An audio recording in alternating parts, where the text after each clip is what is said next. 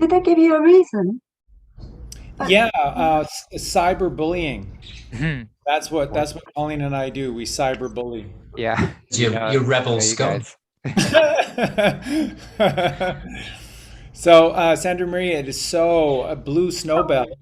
Blue snowbell. Now, are we calling you Sandra for the show? Call me anything you like.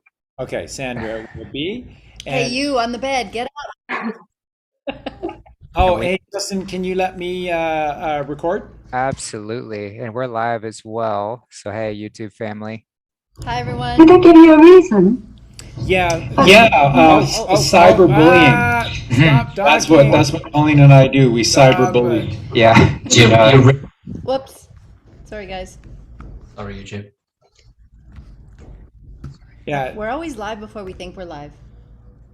yeah, it likes to do that. Keep you on your toes. it's always YouTube. It's always YouTube. So, hi, everybody. We're so excited for today. Yeah, this is a brand new series, going to continue forever. So Ever. yeah, so never going to stop ever. And My son's just pulled up outside. I think some of you know that I'm kind of a J.R. Tolkien fan, a little bit. So we are massive, and my life has been. What is negative 48, Michael? Michael Stupid Brian. coded. My life has been Stupid coded. stupid coded. I got to do my American accent, but yeah, my life has been stupid coded with all this stuff, and it has my entire life has been this incredible journey to discover God through J.R. Tolkien, through C.S. Lewis, through Jesus Christ, through going within meditation. It's incredible. My entire life just has made perfect sense in the last 2 years, and I can sort of see how everything that God has put in before me has prepared me for all of this and has led me to Colleen, and Colleen to me, and us to all of you, and us to the sacred movement and the great awakening that's occurring. And you know, when you look at Lewis and Tolkien, they could just retitle all of their books to the Great Awakening, because that's what The Hobbit is. And you know, for Tolkien, it all started with The Hobbit. Hobbit is so misunderstood by most Tolkien fans. They see it as a children's story, and it's a great story. Everyone will agree to that. But it's a pretty fairly harmless children's story, and it isn't. It is an alchemical masterpiece. It is the one story, and it's so beautiful how Tolkien did this. Thorin Oakenshield has to return to become the king. So it's the return of the king. So then the story plays out with Aragorn in the Lord of the Rings, but it originates with Thorin Oakenshield in The Hobbit, and he has to retrieve the Arkenstone. so this is the stone in the Ark of the Covenant. And where is the Ark of the Covenant? There's your temples. This is Solomon's temple, and the Ark of the Covenant is right here, which is the third ventricle of your brain. And so the Arkenstone, it's the pineal gland. And you have to, where do you have to get it back from? You have to get the Arkenstone back from the dragon who's hoarding your treasure. And that is the perfect allegory. It's the perfect, we're going to introduce everybody here. We're going to introduce the show in a sec, but I just wanted to start with that because it's the perfect allegory for everything. It's the perfect allegory for these Canaanite monsters that have destroyed this precious creation. And it is the reason why we've taken them down. And it is the reason why the book of Revelation was written. It's all of the reason. The dragon is our left brain. Take no thought for your life. So when people tell you that J.R. Tolkien was a devout Catholic, That's what you say to that. J.R. Tolkien was a profound Christian.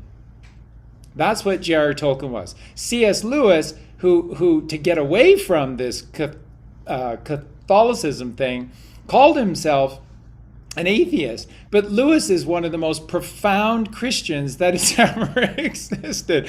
And Tolkien wrote famously in the introduction to The Lord of the Rings, it's not an allegory. I don't like allegory. From as soon as I was old enough to detect its presence, I've always disdained allegories. The Lord of the Rings is the best allegory ever. It's another Bible. Lewis and the Chronicles of Narnia are another Bible for creation.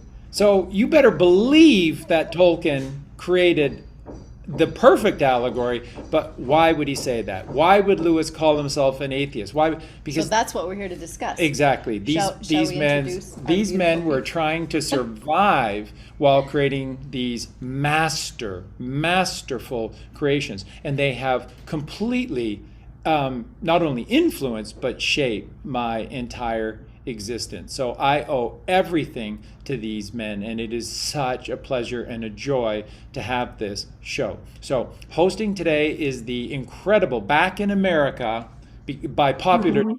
The Americans were screaming for Justin to come back across the border. 3-day journey there and back again. Yeah, and the bird dogs had to sniff Justin down. They got his terrible. oranges. They got Yeah, his. had the contraband of oranges and grapefruits.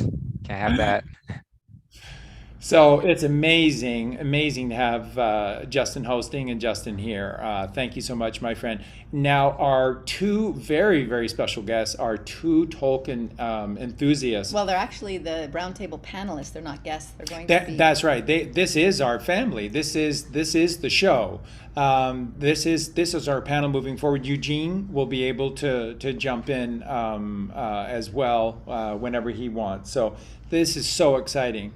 So Sandra, who you're seeing on the screen as Blue Snowbell, goes by many names, but we use Sandra, and Sandra is absolutely amazing. She's such a genius. She knows so much on so many different levels and is so passionate and one of the most Tolkien. humble people we've ever met. That's right, and selfless, has supported us, helped our insane creation of the Animal Rescue Sanctuary here from Since day the one. beginning. Yeah, and is always kindly offering assistance, help all the time, knowing how hard we work and How our hard workload she here. works. Yeah, and that's right. And Sandra has it all at her end as well.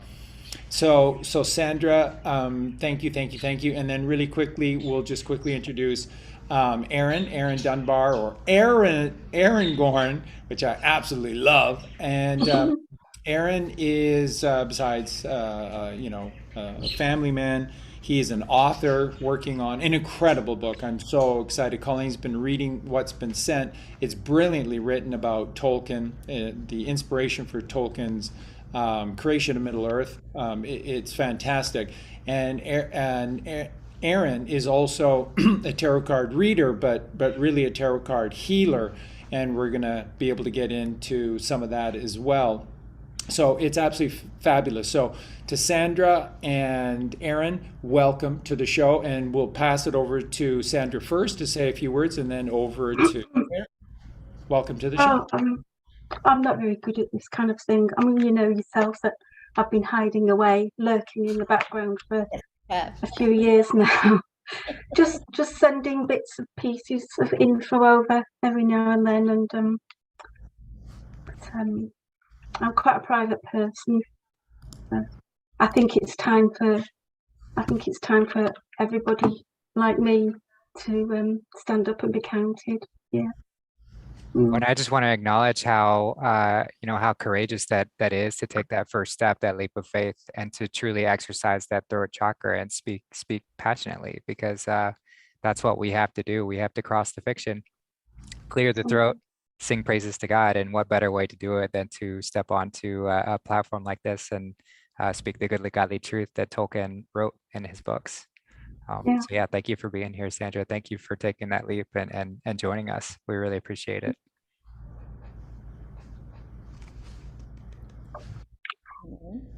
So beautifully said, Justin. Yeah, Aaron, what have you got for us today? What have I got for you? Just first of all, thank you for letting me be here. Wow, what an honor to come on and speak about Tolkien. Like Charlie, I believe, discovered Tolkien around 12. I was gifted The Lord of the Rings at 12, and read it every year up until maybe 21, 22. It was my holiday away from the world. I'd read The Lord of the Rings. So yeah, it's truly changed my life, and it's probably in the last 2 years, I think, that I've realized what Tolkien meant when he consistently said it's not fiction. When people commended him on such a beautiful piece of fiction, he would say, I don't know what you're talking about, it's not fiction. And now we know we know why it's real. We are the fellowship. So again, thank you for everything you guys have done. Oh, it's Charlie was reading the book when I first met him. He was reading the book, and he kept reading the book, and every year he kept reading the book, and I'd be on to like my 10th or some different book, and I just thought, well, it's really odd, he keeps reading Lord of the Rings, and every year he said he's read it since he was 12, and I'm just like, holy catfish. I thought, well, that's really cool in a way, And then I was like, I started reading it myself, and then I was always in love with the movies. And then it just dawned on me one day, and I just said, this is real. Like, this is not an allegory. This is real. And then he explained to me that Tolkien said this was an allegory, and he laughed and he said, yeah, it totally is. And I'm like, no, like, this is real. This really exists. He created something, but it actually exists. Like, it really does. And well, yeah, exactly. What Colleen actually said was, we both knew that it wasn't an allegory, and that Tolkien had to say that to be able to write what he wrote. But what Colleen said is that it's encoding everything that's going on in the world. He's writing about the world, so he knows. So at a certain year of reading it. Now remember, just like Aaron, I was gifted from my godparents who were wholesalers of books in North Vancouver. Wonderful. And it was incredible because they gave me for my 12th birthday a hardback edition of The Hobbit, The Lord of the Rings, the Silmarillion, the illustrated edition of The Lord of the Rings, Sir Humphrey Carter's biography of Tolkien, and also like an encyclopedia of Tolkien's words. And it was just the most incredible thing ever, and I couldn't believe it. And they were just saying, no, we did this because just you'll see. You're meant to have these books. Whatever they saw in me, wow. they just said, meant to have these books, and they encouraged me to read Lewis, which then I got a hardback edition on my own, and then they've just been my life. So from I was born in '63, so at the age of 12. That put it to 75, and from 1975 onwards, I've read The Lord of the Rings until 2021. This year, I read The Lord of the Rings once every single year, just like Christopher Lee and so many others. And so that's 45. So in the year 2020, when President Trump came to the rescue of this godly earth, I had just finished reading Lord of the Rings for the 45th year in a row. Cyrus, 45. And it was about at the 39th year, the 39th reading through Colleen, that I went back in, and then it was just like, holy shit. Everything that is happening in this world is encoded. But it was more than that. It was all of the knowledge that I gained about the metaphysical world, and about the one story, and about this journey that we have to do inside of us. And then you just go, oh my God, it is an alchemical masterpiece. And then you go back into Lewis and you just go, oh my God. It's the two of them wrote the two most deeply encoded, beautiful alchemical masterpieces. So this is the silver rising to the gold in the Tiffany blue skies. And that's why, again, Thorin Oakenshield, Return of the King, Aarongorn, Return of the King, because it's the one story. They're writing the one story of creation, and it's stunning. And you have to look at this and just smile, because the biggest selling book from 1950 onwards is the Bible. The second biggest selling book from 1950 onwards is The Lord of the Rings. And they're the same. They're different, but they're the same. And they're the two biggest. And so that gives me so much hope moving forward, that all those that are truly lost behind layers of masks and believing in injections and modern medicine and all this other bullshit are going to find themselves. They're going to find themselves because something inside of all of us elevated these books by Tolkien and Lewis. God's lore, legend, and magic is just going to permeate through everything. But we're all in there, aren't we? We're all in the story, and sometimes I don't mean just as individual characters, because we overlap. We're all Aragorn on different levels. We're all Frodo on different levels. We're all. But like I think Gollum is our ego. It is. Our shadow. Pardon? It's our shadow. It's the unresolved, repressed, negative energy that we aren't willing to face. He's the one that comes and jumps on us from behind and pulls us down and keeps trying to pull us down when we're struggling. And he's our like a little brother pest, isn't he? That won't leave us alone and keeps trying to just drag us back down into earthly things, and when we're trying to climb Mount Doom. Exactly. And Sandra, in saying what you just said, which is entirely true, isn't it incredible that none of the eucatastrophe would have occurred had Gollum not done what he had done? So that the ultimate encoding is what Colleen has always brought forth. She's been the best teacher of this, of any of us out there talking about, which is that you don't kill the dragon, you don't slay the dragon. You can't, because you wake up the next morning and the dragon's back again. So the slaying of the dragon is actually a bit of a misnomer, and I use it far too often. It is the reinterpretation of who we are, and it is the unification of two realms. It is bringing Gollum back into the fold. It's not letting Gollum run the show. One piece of the puzzle, 10% of the puzzle, should never run the show. But that's exactly what's been happening, because all of these monsters that run this world, like the entire royal family and the history of British politicians, and the royal class of Britain is just filled with golems. They're just filled with monsters of the left brain, carnal monsters of the left brain. But Tolkien wrote this, that without Gollum, there was no eucatastrophe. There was no miracle. And so the idea is to bring that left brain into unison, but through the right brain. And that Frodo is the right brain, Gollum is the left brain, and Sam is the work. Sam is the worker. Sam is the gardener. Sam is the tender. Sam is Jesus Christ. Sam is Aragorn is Jesus Christ. But Sam in his own way is Jesus Christ, because he is the shepherd of the garden that has to balance the tree of knowledge of good and evil, Gollum, and the tree of life, which is Frodo. And the two trees are from the same sapling. And that's why every time you revisit the story, you always see something new, don't you? You always see something new. And at the moment, it hits you like a train, doesn't it?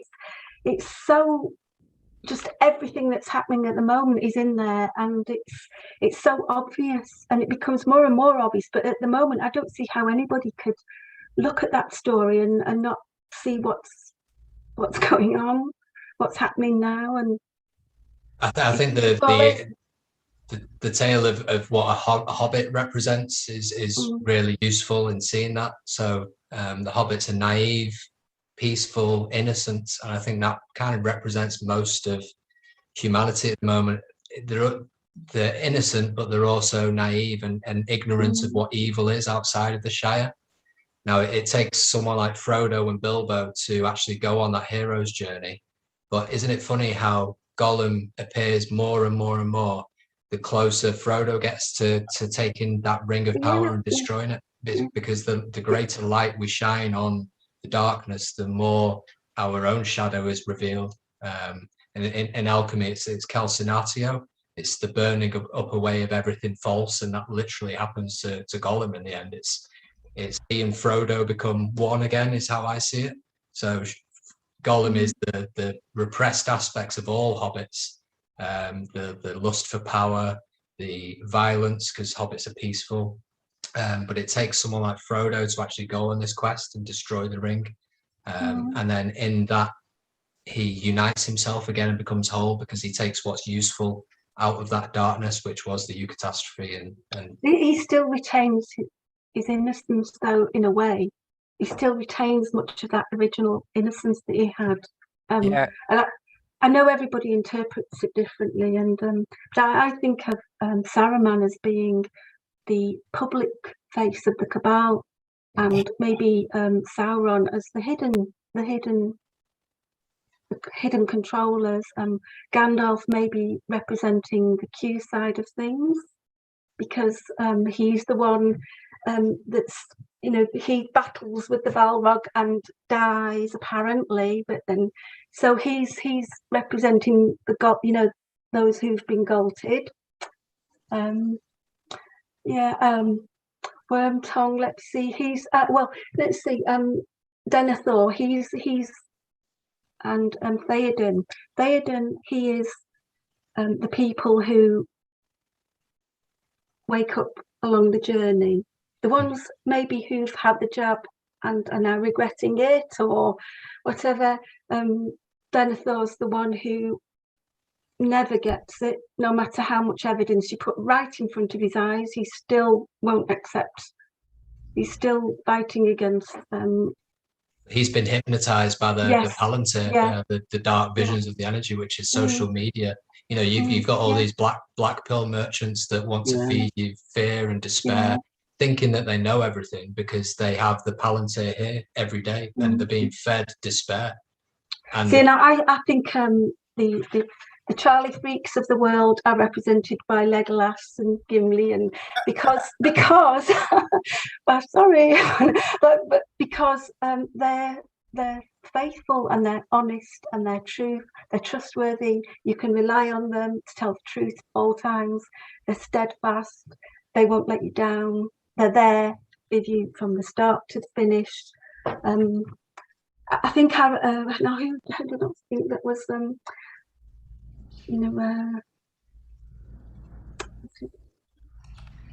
you've got the orcs as well, haven't you? That orky talky at the end of the day. But what I was thinking was, I thought Charlie Ward, the Sasha Stones of the world, they are mouth of Sauron. Well, Sauron, I personally think he's the hidden face of. Oh no, yeah, the mouth of Sauron is what I said. Yeah, I can't remember who I did that. I'm so tired, but and Frodo and Sam, the relationship between Frodo and Sam, they're the ring bearers. I mean, Frodo is, but Sam's with him all the way, isn't he? And no man's an island, and he can't get up that mountain without Sam. He can't. Well, and when Frodo casts the ring into the fire, he lets go of his 1 finger, 1 out of 10 fingers, paying that 10% tithing, that dime, letting go of that and paying that fee. He has to. We have to. And what does Gollum? When Gollum loses the ring, his entire focus is on that 10% rather than what's being gifted, which is the 90%. He can't tithe that, so he represents what happens when you go fully to the left brain, to the mind worm. That's a brilliant point. Everything that Sandra was saying, Sandra, I agree with you 100%, and that is absolutely brilliant. And Aaron, what you just said is so important. That is so brilliant. Frodo had been dragged down, and there's no judgment here at all. Understandably so. Frodo was brought down to the core of his essence. He was dragged from upon high down to the root Muladhara chakra. So at the end, he looked like, he sounded like, he acted like Gollum. The last burst that got Frodo to the cracks of doom and in was only after Gollum attempted one more feeble attempt at getting the ring, and it inflamed Frodo to be able to get to the cracks and then declare the ring for his own, because he had just fallen into that entirely left brain, which is why the closer they got to Mount Doom, Gollum plays such a huge role. And it was Sam after everything happened and Frodo just wanted to give up. Now in the movie, Peter Jackson encodes this beautifully so by Frodo going over the cliff with Gollum and then Frodo hanging on and looking back at Sam going, just let me go, and oh, always brings tears to my eyes. But Sam says, don't you let go, don't you dare let go. And so Frodo puts that hand up, and notice that it's the hand with only 4 fingers on it. And everybody that's been coming along this journey with us, and when every so often everybody hits a patch of despair, which is the real sin, isn't it? Despair is the sin of and then what we have to do is say, well, if you can't make it up yourself, I'll carry you. And I think that's what we have been doing. And I think people like Faramir, Boromir, Eomer, I think they are the good-hearted, well-intended people who've been trying to wake people up, but have also been hit by doubt and fears and mistrusting and being wary. And I mean, Eomer himself, he says to Legolas and Aragorn, he says Theoden does no longer recognise who is his friend or his foe. And we've all been there as well. We've all thought, well, hang on a minute, who do I trust? Who do I don't? Who can I trust? Who can't I trust? And then it's Wormtongue, I think, is the Charlie Woods and the Sasha Stones of this world, because I don't think necessarily they started off as evil, but I mean, they come to a sticky end. I think they'll come to a sticky end, but as does Saruman. They'll come to the opportunity. As Charlie and Colleen and Justin have so often said, the opportunity was given to Charlie Ward and others like him to, come back to the good side, and the same was given to Grimmer. It was he that still chose to remain faithful to, well, a deceiver, Saruman, basically. And Aragorn himself, because we're not just naive hobbits, we're Aragorn as well, because we're hiding our own sovereignty for a long time, until the end when we accept our sovereignty. But we accept it with humility, because we bow down to the hobbits, because we're not the king as popularly thought of as the king. We are a king. We're all kings. We're all sovereign, but we have to have that humility, because if we don't, then it would just start all over again. Again, just everywhere is just pure brilliance. This is incredible.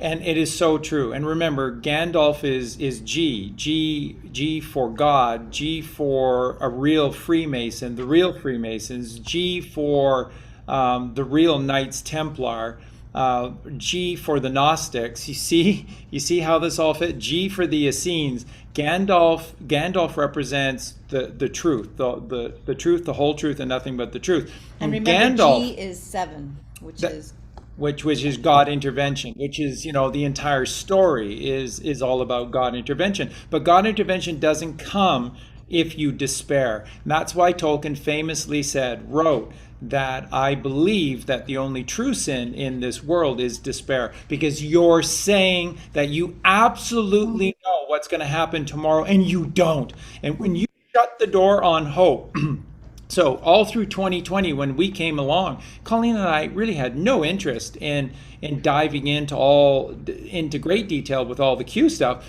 We did because it just seemed like somebody needed to bring the truth. So we ended up doing, the takedown of the Cabal from A to Z and a host of shows that came out of that. But it wasn't our purpose. We just wanted to teach alchemy. We just wanted to teach this one story. We wanted to teach etymology and gematria of this beautiful language. And we were pulled in. We were pulled in because the Anons, who are really great people, weren't getting the alchemical side to this, and no one in the truth community, like a lot of names were mentioned in the truth community, were rallying around this. And then the ones that were only doing it for money. And then they were saying that they're on the inside, when one of the first comms from Q is that there are no outside comms. This is a tight-knit group, family, military, 70-30, 70% military, 30% civilian, and there are no outside comms. But 10 million people believe that Charlie Ward is Donald Trump's secret chief of staff, and that he, Robert David Steele, and Simon Parkes, son of an alien or something, are the trifecta of truth moving forward, ordained by President Trump. I mean, you're delusional. You're delusional. And all along, Colleen and I, that's why we've been saying you got to do the work. And the work is reading these books, is to reawaken yourself, because that's the gift that Tolkien's giving you inside, is the Great Awakening. And it's just freaking incredible. Everything that you're all saying, I mean, it's just, I should be writing all of it down. But think of the layers. Think of, you don't see all of the layers of Tolkien's genius here. Now, look at this. We talk about those who are betraying us. And it starts with the likes of Grima Wormtongue. Okay? So he is a double agent. He's actually loyal to Saruman, and he's betraying the people of Rohan. But Saruman, as we find out, is just a punk ass. He's just a punk ass for Sauron. And it's he had nothing but contempt for Wormtongue. Yeah, nothing but, and by the way, it's the same feeling that the 13 hidden families have for their minions, like the Clintons. They can't stand them because they can't stand anyone who capitulates so readily and easily, because it reminds them of them. And so they could never. Because they admire strength, not weakness, and weakness to capitulate to the 10% of your side. So Charlie and Colleen, we're sorry we have to kill you, but we do. We just want to say, though, that you're a worthy opponent and we respect you, but we have to kill you. But we respect you. And they don't respect their minions because they hand over. But they don't, sorry to interject, Charlie, they don't fear their minions, but they fear us, because they fear, and everything to do with the enemy is fear. So Sauron fears Aragorn when he comes in. Interested that the etymology of Aragorn is arrow, which is lord or high, and orn, which is tree, so lord of the tree. Who's united the masculine and the feminine. That's what Sauron and the enemy fears. So our strength reflects their weakness, and they hate that. They hate it. Yeah, the root of Sauron in one of the Elvish tongues, I can't remember, is detestable. It literally means detestable. And what is detestable? Detest Abel. I detest Abel. That's what Sauron means. That's in Quenya. I think that's in Quenya, and that it's detest Abel. And so what I was just going to say, when Aaron interjected, we'll go right back to Aaron here. But you see, this is all Cain and Abel, and remember, Sauron is just a punk ass for Melkor. and Melkor is one of the seven, or one of the Valar, and so Melkor is simply a representation of Satan. And remember, in the Silmarillion, Tolkien establishes all of this by saying you had Manwë and Melkor, who were from ostensibly the same seed, and one was righteous and one was wrongful. One was unifying principle, and the other was disdain of the many, and a desire to mar. And you know, here's the thing that's just incredible. So Melkor, for being one of the Valar, what did he ever create? This is, I mean, again, the level of genius from Tolkien is staggering, because he didn't create anything. Aule created the dwarves, and then when I think Yavanna said to Aule that this is maybe an offense to Eru, God, then Aule was prepared to, he was humble on his knees before God and prepared to destroy his own creation. He didn't do this to mock God. He did this as a representation of his passion because of creation. And so Eru, God, said to Aule, no, this is beautiful, this is fine, but it's not the right time. So they shall sleep until it is their time to arise. And that's what happened. And in all that time, what did Melkor create? Nothing. He turned elves into orcs. He turned other Maiar spirits into dragons. He didn't create anything. Hate, fear, violence, lust, greed, left brain, the dime brain, it can't create. They're not creators. So for all the power that Melkor had, he couldn't create. He could only mock God's creation. And that's why the elves hate the orcs so much, because they are a mockery of the beauty of the elves. And what do the elves represent? Elves are just, they're just enlightened men, because they live in two worlds simultaneously, two in one, two worlds simultaneously. That's exactly how Tolkien described the elves, which is why the Maiar spirits loved the elves so much, because they were so similar, they were so alike. And what are the new man, or I mean, this is the best word ever. It's the best word ever. The Númenóreans, which are this heightened race of men who were loyal to God, loyal to the elves in the first age, and were gifted Númenor, Atlantis, Númenor is Atlantis. And they were gifted Atlantis, and they're the new men or ions. So that's Jesus Christ, because everything new is Jesus Christ, who is the resurrected one. He resurrects the world and makes it new again, because he regenerates. And that's how we live forever and ever and ever, year after year, but you have to do the work, and that's regenerate. So the new man, ore is gold. Remember, ore is gold, and your ions are your essence, because what is ion? I, the single I, it's a single I on. So this is entirely Jesus Christ. Númenóreans were the Christed ones who fell because they listened to the lies of Sauron. Sauron is Satan. Which is what's happened to us. Kind man fell. So it's interesting. Let's go back to you guys, but just brilliant. The root of Tolkien denied this often, but Sauron, the root of it is sour in Greek, and that means lizard.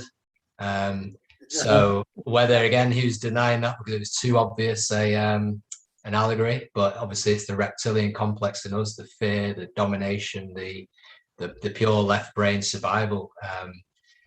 I just want to go back to Melkor, if that's okay, because I think obviously he didn't create anything in Middle-earth, but even prior to that, in the Anu Lindale, I think you pronounce it, the creation myth that Tolkien wrote.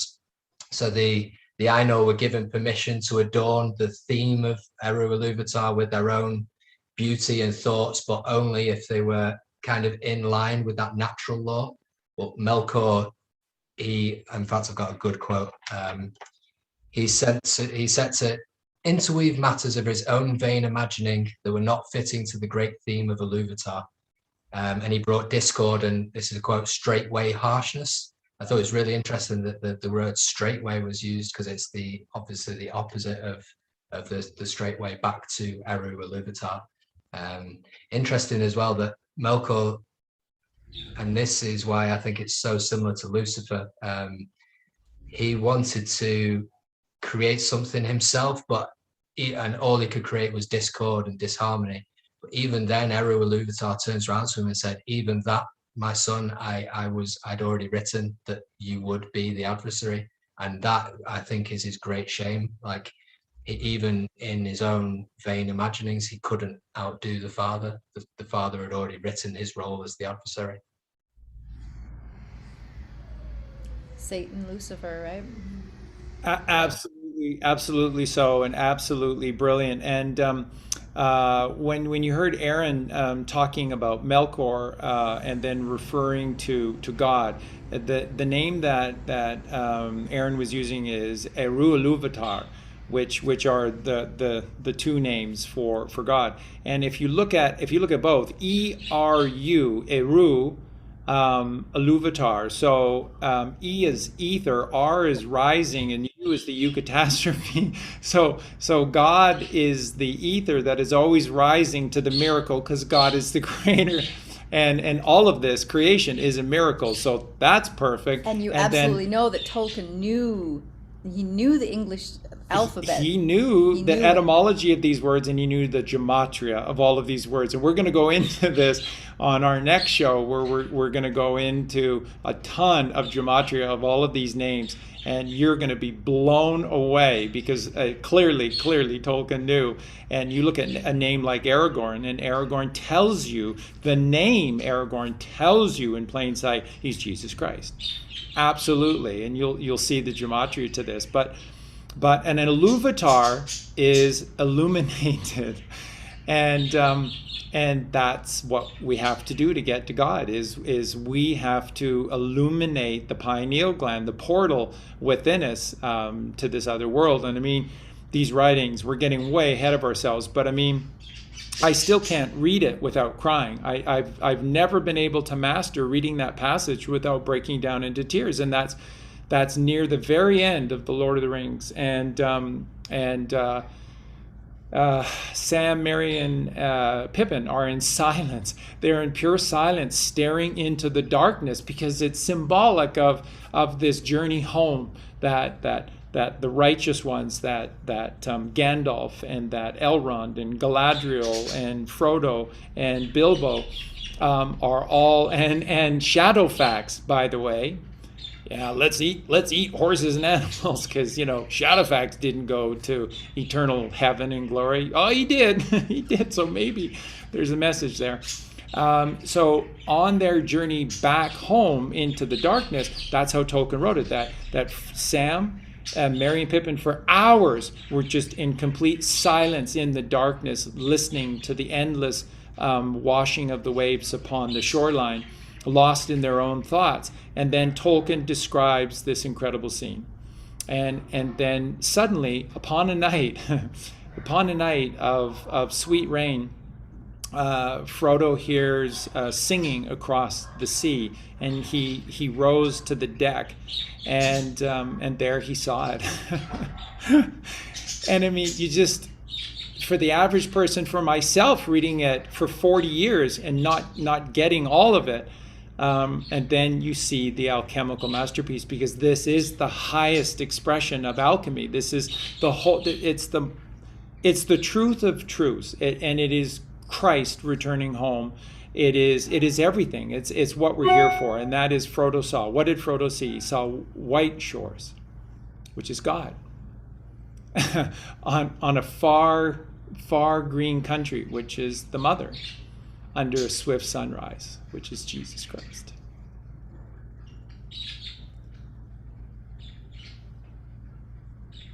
It's beautiful. It's perfect. It really is.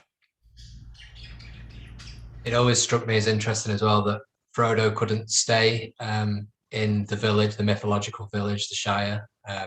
He had that Morgul wound. My sense is that everyone who has chosen this journey to look into the darkness has got that wound within us. We've seen into Sauron's lidless eye, and we've carried that burden, and done the best that we can do. But what choice comes after that? Well, what happens to Frodo and Bilbo? They go to the Undying Lands. They choose. They know they must transcend the physical and go the full way. What you said just then just reminded me of that poet that said, your purpose is hidden within your wounds. Can't remember who it was. Maybe. And the fact, one of the things I appreciated the most, by the way, we see Josh X in the chat room. Josh, thank you for being here, brother. We love you so much, and your just genius wisdom so much. Josh, thank you. To you and Michelle, thank you so much. But what always got me so much is how in the appendices we see this whole story, because it's so important. What does Tolkien say? In the 50th anniversary edition of The Lord of the Rings, he said, if I made a mistake, if I made one mistake, he said, it's not long enough. When Colleen and I were reading it together, we were just screaming. We were screaming in joy, because it's like, we always have said that. It needs to be at least three times Some people larger. say that they won't watch the movies because they're so long, and I just look at them like, not long enough. Yeah, they leave so much out. I could watch the Shire goings on just all day long.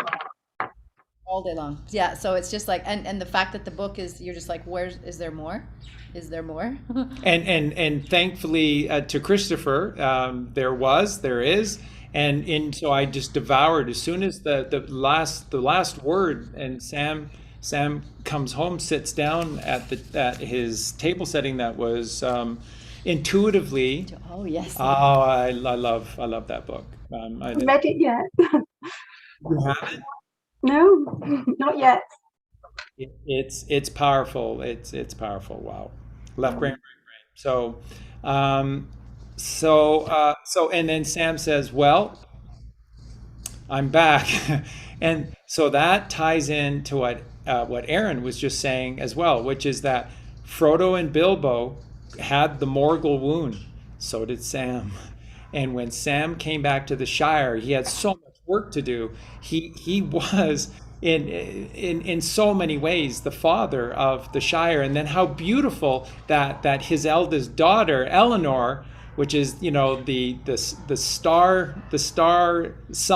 sun star flowering of humanity, she took over. That it was the feminine of Sam's seed that took over Eleanor, the sun star flower of humanity. And but all along Sam knew he too had to go on this great journey. And again, oh, I'll never be able to stop crying over this stuff, but Sam goes too. So if you haven't read it, I've But they go to the ultimate Undying Lands. Exactly. So they're never going to die. Which is also called Aman. Aman is the name of it, so it's the man. Yeah. And in the Bible, Jesus is asked, "What is your name, Lord?" And he said, "Aman, for I've been to Egypt and back again. I've been to Mordor and back again." It's the only way. It's the only way. You have to go to Mordor. You have to destroy Sauron's ring. And you can't send anybody else in your place. You have to go. That's right. You have to choose. You choose to go. You can't be sent. You have to choose that journey yourself. Yeah. But we can't expect anybody to. There's too many people want somebody in a white charger come and save them, and it's not going to happen. This is why I so much passion inside of me when people go on and on about aliens. There are no aliens. There's no, and outer space does not exist the way that modern science and the Cabal have told us, because God would never have created it that way. What I've taught from the beginning is this: if outer space is the way that we have been taught that it exists, then God is an elitist, because only the rich few, only conglomerates of corporations or evil governments can afford to create trillion-dollar machines that are capable of traversing these grand distances. And so they get the gift of space and we don't. And the only way we can get there is if we go to their schools, wear their uniforms, their patches, follow their rules, and then you see the same bullshit on Earth will take place in space. There's no way. There's absolutely no way. Eugene saying, why am I not in this call? I'm so sad. Eugene, get online. Get online. Yeah, come on, brother. I'll send you a link right now. That's right, Eugene. So you see, it is sacrilegious, and it is antithetical to look at space the way. And by the way, in the Bible, how does everyone miss the 120 plus references to the firmament in the Old Testament of the Bible? And Genesis alone is powerfully telling you that this is a journey, right? That's why, who dominates in Genesis, Abraham and Jacob, and this journey that we have to go on, and then that this is a protected, controlled environment that is still, that the earth has never moved. And every single culture and every single sacred text has always written the same thing. Always the same thing. And so, for those of you who aren't big readers of the Lord of the Rings, haven't got into depth, what you need to know is that what Professor Tolkien created was a level plane. That's what Middle Earth, it's perfect. We'll get into the whole understanding of Middle Earth later, but just so that you know, it was completely level. The straight and narrow way into the Undying Lands is what existed until the Númenóreans attempted, when they fell, which is us, man falling by the deceiver, the hand of the deceiver, Satan, Lucifer. Then God created this illusion of curvature. It's perfect. The straight way still exists, but you can't get there. So he created the illusion of curvature so that man could not attempt to do what? Because when the Númenóreans, who are on the island of Númenor with their great temple, it's Babel. It's Nimrod and Babel, and it's the fall of man. And we tried to take heaven by force. The Númenóreans attempted to take the Undying Lands by force because they captured Sauron. And instead of executing him, they kept him as an advisor, and he filled them with lies and said, no, they're not eternal. They're eternal because the land is eternal. If you kick them out, you become eternal. And the Númenóreans bought that because they had to. Man had to fall. Because if man didn't fall, there's no Aarongorn. And if there's no Aarongorn, there's no Jesus Christ. This is the Redeemer. R-E. This is the regenerator. R-E. This is the resurrection. R-E. Aarongorn is the resurrection of man, and this is how we get back home. And when you say R-E, you mean? Rightfully, as Josh X would say, rightfully established. Rightfully establishing yourself at the right-hand side of God. So we fell. Versus a D-E word. Which is D-E's to take away. So when you say, I'm delighted to see you, what you're saying to the person is, every time I see you, you take my light away. So this is really interesting because the Cabal has upside downed our words.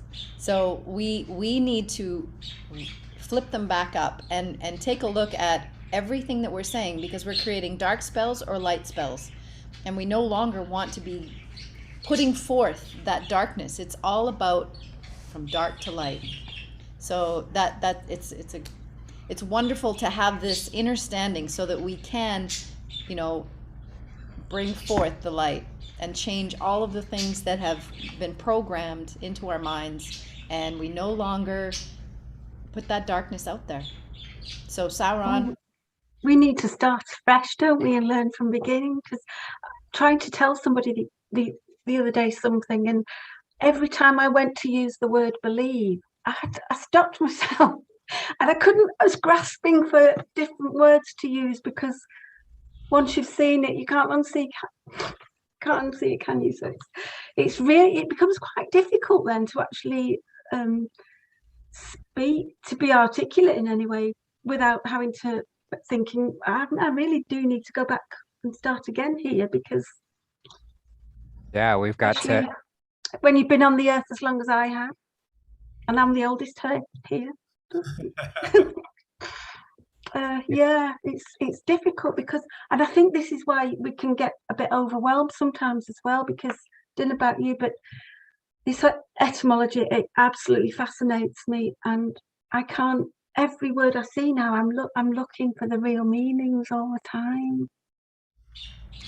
Yeah, well, we've got to reclaim this language and recognize, and that's another one from Josh, recognize when we are casting these black magic spells upon ourselves based on the things that we're saying. And the more we're aware of it, it is difficult at first, but it's just like anything with practice, we start to choose the right words and discard the rest, and say, no more of your spells. I'm not going to cast it on myself any longer.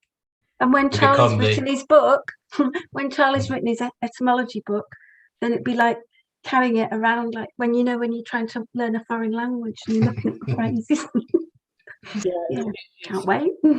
It's so true, and of course Josh knows this inside and out, absolutely inside and out. And what you were saying, Sandra, is so true. Is that because once you've seen the light, the face of God, you can't unsee it. So every time we're confronted with darkness again, then we see the darkness, and then you're just going, no, I'm not going to use those words anymore. But what do I use? Because they've just hijacked our language. And remember, it's all beautiful, but the way we use these words are all now upside down. So this is one of the biggest things that through Josh, what spurred me on to do was to do this great homework research of etymology, and I looked at thousands and thousands of words, and then I just got to a point and I said, that's it, all of it is just a complete lie. All the words have now been turned, and you go back to the etymology, and largely you'll see that it's a Proto-German or Proto-Indo European, or right to Sanskrit, and that the literal definitions of virtually all of these words are the exact opposite of what we're using them for now. And a great example that I always use is the word fine, which in alchemy is the highest, is to be fine, because you have to get back to heaven on gossamer wings, this silk thread, the super fine material that is translucent. It is so you can't tell if it is a physical thread or if it's just a frequency. You really can't tell. It's just so thin and so perfect, because it is finesse. It is subtle. It is not the physical body. It is not the spine. It's the silver cord that transcends two worlds into one. And so fine is the highest expression of achievement, of anything. So when you say to someone, fine, you're giving them the ultimate compliment. What have the Cabal turned it into? Fine is okay. Yeah. Well, that was fine.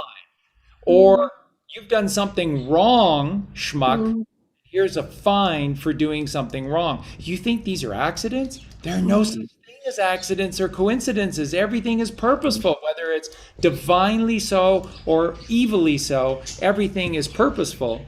So they have attacked the word fine because they don't want you using. So every time they've made everything perverse, haven't they?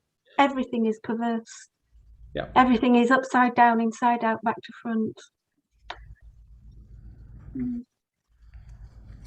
And did you say the word finesse, Charlie? I didn't catch it because I was Yeah, I did.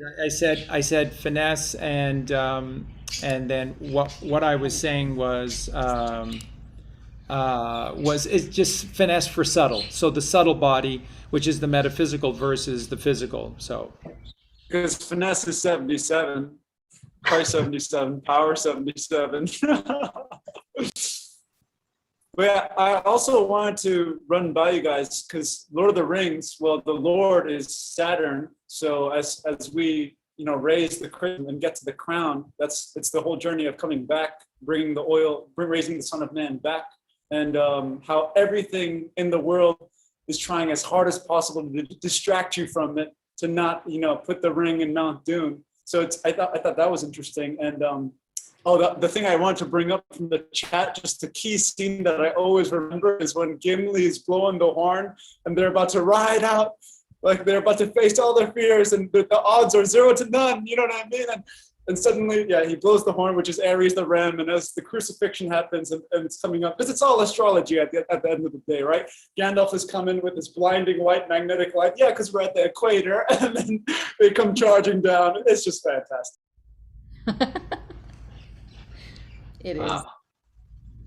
It is.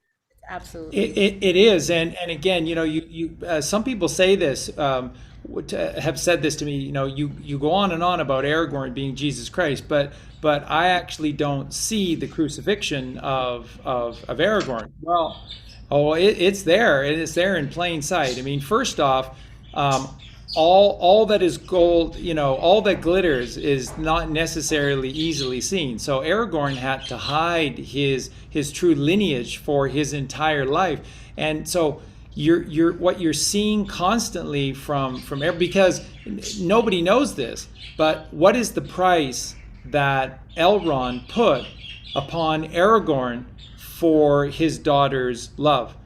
That he would hand over his daughter in betrothal to no one less than the reunifier of two realms into one. That's what he said. This isn't enough for you to do the work and to reestablish the kingdom of Arnor in the north. That does nothing. He'll surround you and he'll devour you at some point. I'm not leaving my daughter for that. You have to defeat your own worst enemy. You have to go through this crucifixion. You have to go to Mordor, and you have to help the ring bearer. And what does Frodo? What does Aragorn say to Frodo when Frodo's leaving? And it was played out so beautifully by Peter Jackson in the movie version of The Lord of the Rings. And that is, I would have gone to the very fires of Mordor. And anyone who reads those books knows that Aragorn would have absolutely have said that to Frodo, because that that's what Aragorn was planning. We know in his mind he was thinking himself and Gimli and Sam, because he could not be kept back, would escort Frodo to Mordor. You have, when Aragorn says that, you have no idea what he's giving up. He's giving up everything, because we don't know the backstory, but he's giving up everything to say, Frodo, the smallest, the least of us, I am your humble servant. I am your humble servant. And so remember, at the end of this, at the end of the Battle of the Pelennor Fields, and it's only the rising of Aragorn's light, right? The first light of that next morning, when everyone saw the gloom because they saw the pirates coming up the coast, and then suddenly, what is unfurled upon the leading ship, the leading pirate ship? So you see, Tolkien called them pirates. The Corsairs of Umbar are the pirates, which are the Phoenicians. So he totally knows this, and the only way to defeat them is to take over them. And so that's why the significance of Aragorn coming into the battle upon the lead pirate ship, and he's got a skull and crossbones on the pirate ship, and all the orcs are cheering, and they know that the victory is at hand. And then Tolkien writes that the men of Gondor tighten their belts a little tighter, and faced their defeat, because their defeat was at hand with the arrival of these pirates. And then another eucatastrophe, another miracle, because out of the dark comes the light. And what had Arwen been working on with with starlight and moonlight, because who does she represent? Starlight and moonlight, the even star to her people, Arwen on a black background creates out of the light of the sky, which is photonic light, God light, magnetic light, and she creates what? What does she create? She creates the tree of life with the 7 stars and the crown on top. Maybe this is what Space Force is doing up there. Yeah.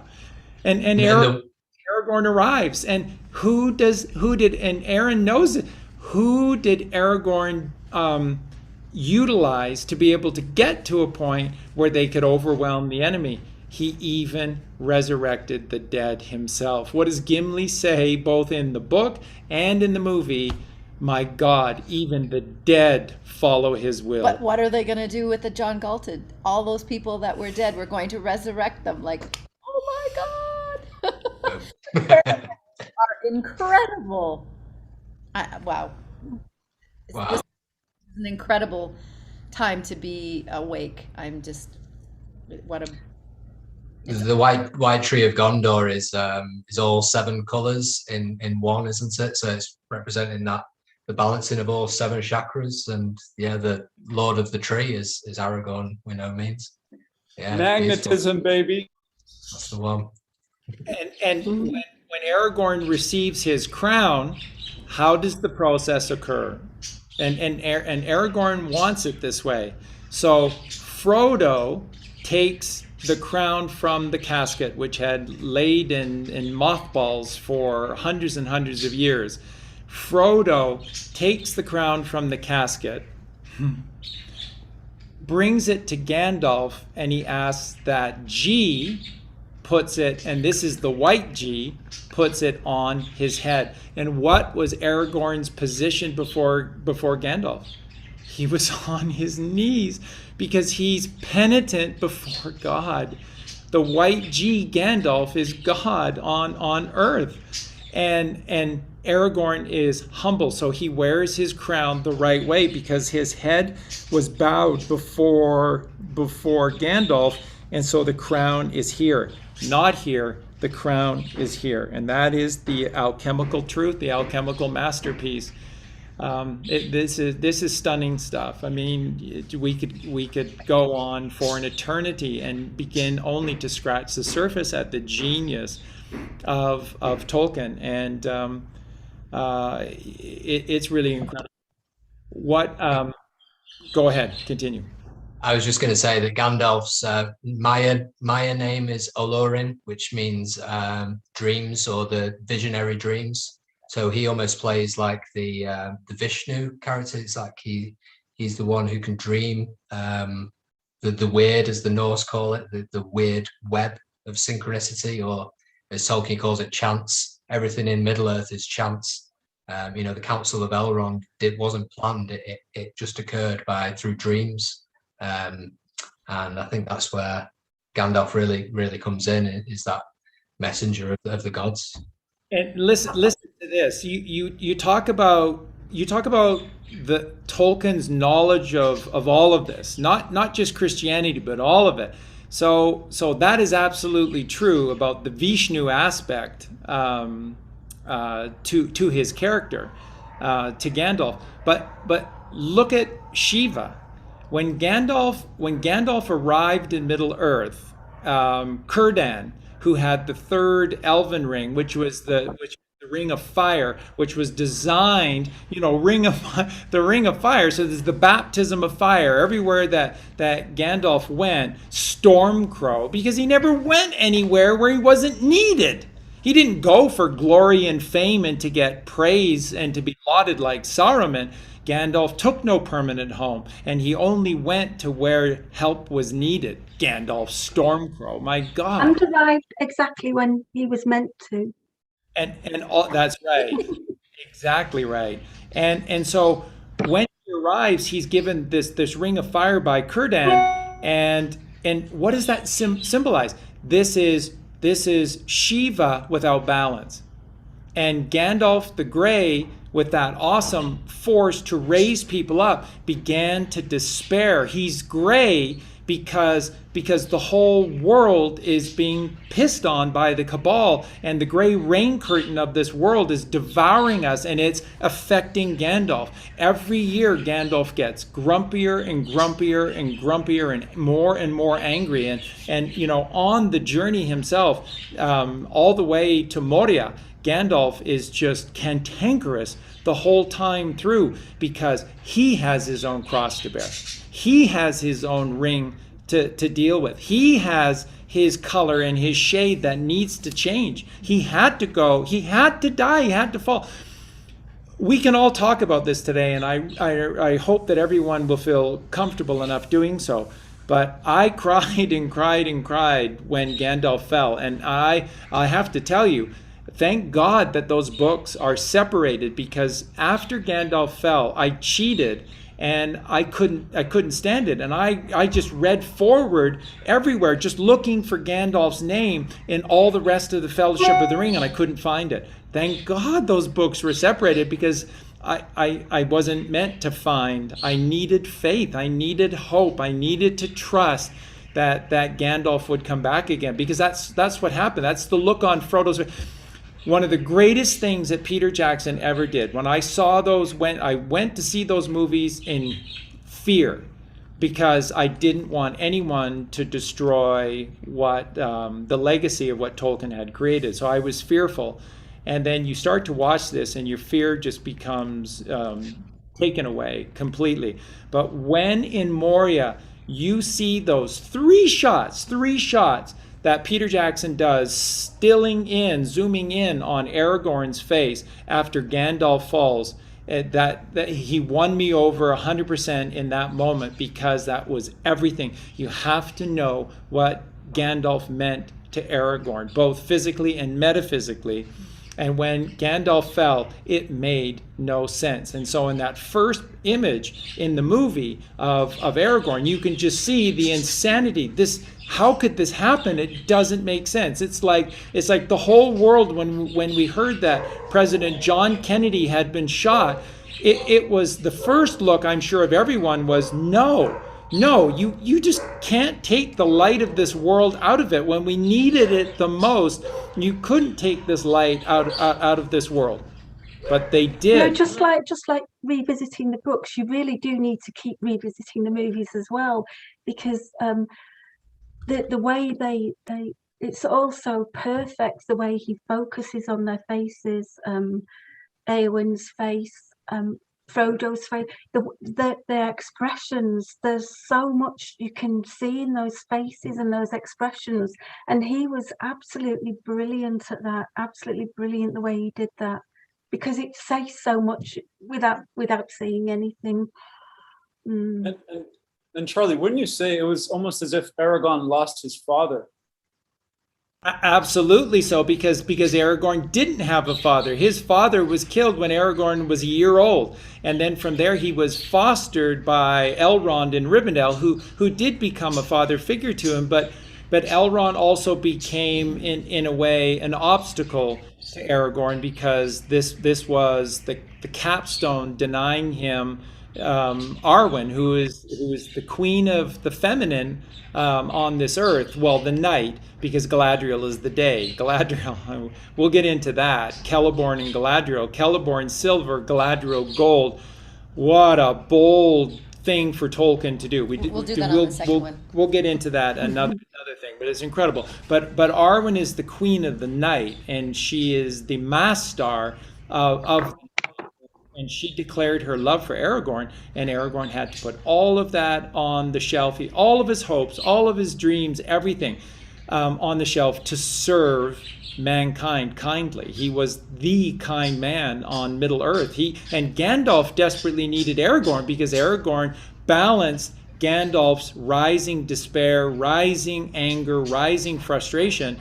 And then Aragorn needed Gandalf, because Gandalf had that fire inside of him that always, and you could see it flicker with Aragorn, like when the hobbits in Bree, and Aragorn is so tired of being looked down upon always by everyone. And the hobbits make the comment about his sort of shaggy appearance, and Aragorn just goes right in powerfully into his little diatribe, which Arwen had Bilbo had actually written it for him, and all that glitters is not gold, and so it's just the most brilliant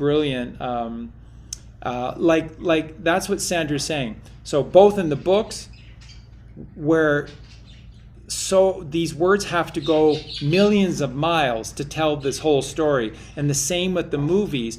Every shot is so important because it has to convey 1,000 miles of terrain, and every word for Tolkien, and there are so many words in the Lord of the Rings, had to convey 1,000 miles of 1,000 years and 1,000 miles of terrain in every single word. And he did a beautiful job. And that's why you have to read these books and reread these books. And that's why Sandra and Aaron both said that when you reread the books, you never are bored by doing this, because more continually comes out. It just continues to reveal itself to you, which is how Tolkien wanted it. And that's how the Bible is written. The Bible, the more you read it, like Justin, I love Justin so much for encouraging everyone to read the Bible more and more daily. Just read, and in particular the New Testament passages are books like Matthew and Luke, in particular Revelation, because the truth is all there, and the more you read it, it just leaps from the pages into your heart and into your mind. It leaps from the pages into you, and it inspires you. This is where you're getting that fire from. This is leading you to this baptism of fire. And again, we'll just go back, and I'll pass it over to Aaron, but we go back to Gandalf, and Gandalf had to fall, and it just killed me at the time, but eventually I got to the point of going, wow, I get it. He had to fall because Gandalf had to rise. He had to rise. And who does he fall and fight but a Balrog? A Balrog, a demon of fire. Which is his left side, which is his ego, right? The shadow part of him. So beautiful. Aaron? Yeah, totally. Yeah, and the fact that he has to rise with the Balrog up to the peak of the mountain as well. It's not just that he falls into the root Muladhara chakra; he has to rise back up Jacob's ladder.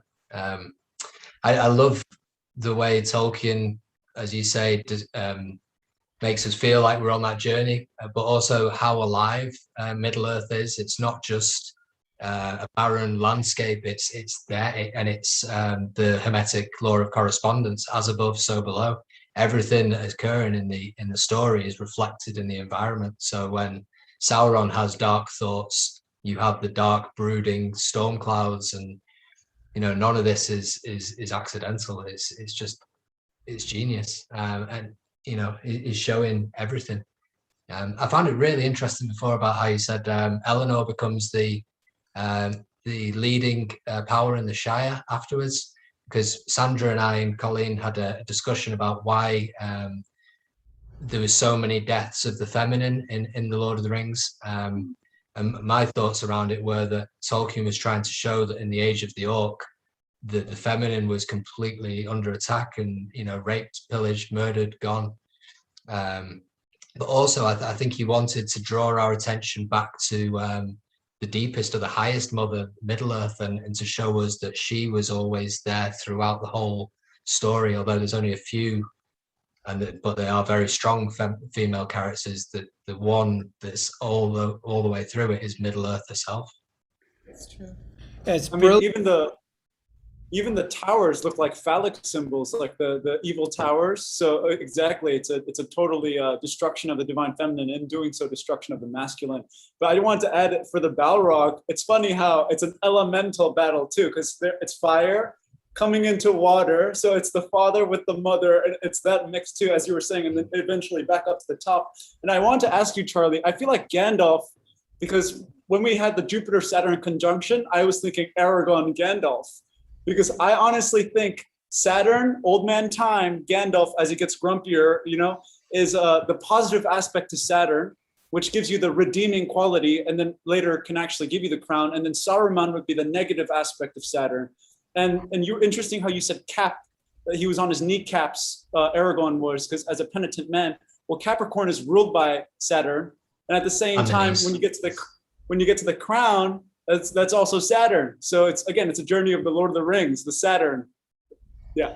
And Capricorn rules the knees as well. So you have to, when you're rising from Capricorn, you're literally coming from your knees back upwards.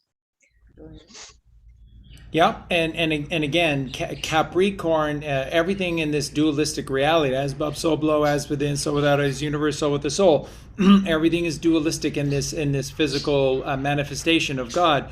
So Capricorn is high and low, because Capri is the wild goat that will eat its food in one day and have a terrible tummy ache, and then have nothing to eat for the next 30 days because it has no balance in itself. And this is why it's called Capricorn, because the only way that the capricious goat can become the Lamb of God, the perfect Lamb of God, is to take of the corn, which is the flowering of the pineal gland. And that's why in Field of Dreams, the movie is in Iowa, and he's a farmer who's planting corn because Joseph had the wisdom in Egypt to know that a drought was coming and we need to plant corn. Build it, and he will come. Ease his pain. Go the distance. Oh my God. It's incredible. So really wonderful things that are being said, and the parallels being shown here. And really you see the parallels clearly between Gandalf and Saruman, because Saruman sees Gandalf as ultimately his greatest enemy. He thinks he can go around Sauron. He'll get the ring.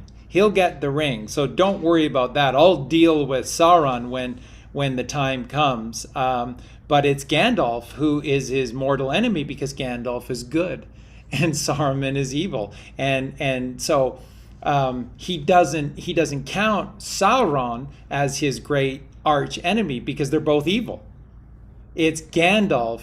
So this goes back to what Sandra was saying earlier. Again, Cain and Abel. This is all Cain and Abel, and that's why so many in Middle Earth, during those dark years. Look at the way that Theoden greeted Gandalf when Gandalf escaped by Gwahir and the Eagles, and came to Rohan begging for a horse, and Theoden treated Gandalf like absolute dirt. Of course, being poisoned by the words of Wormtongue through Saruman, but it still plays itself out. But to Gandalf, what does Gandalf say in the books makes this so clear?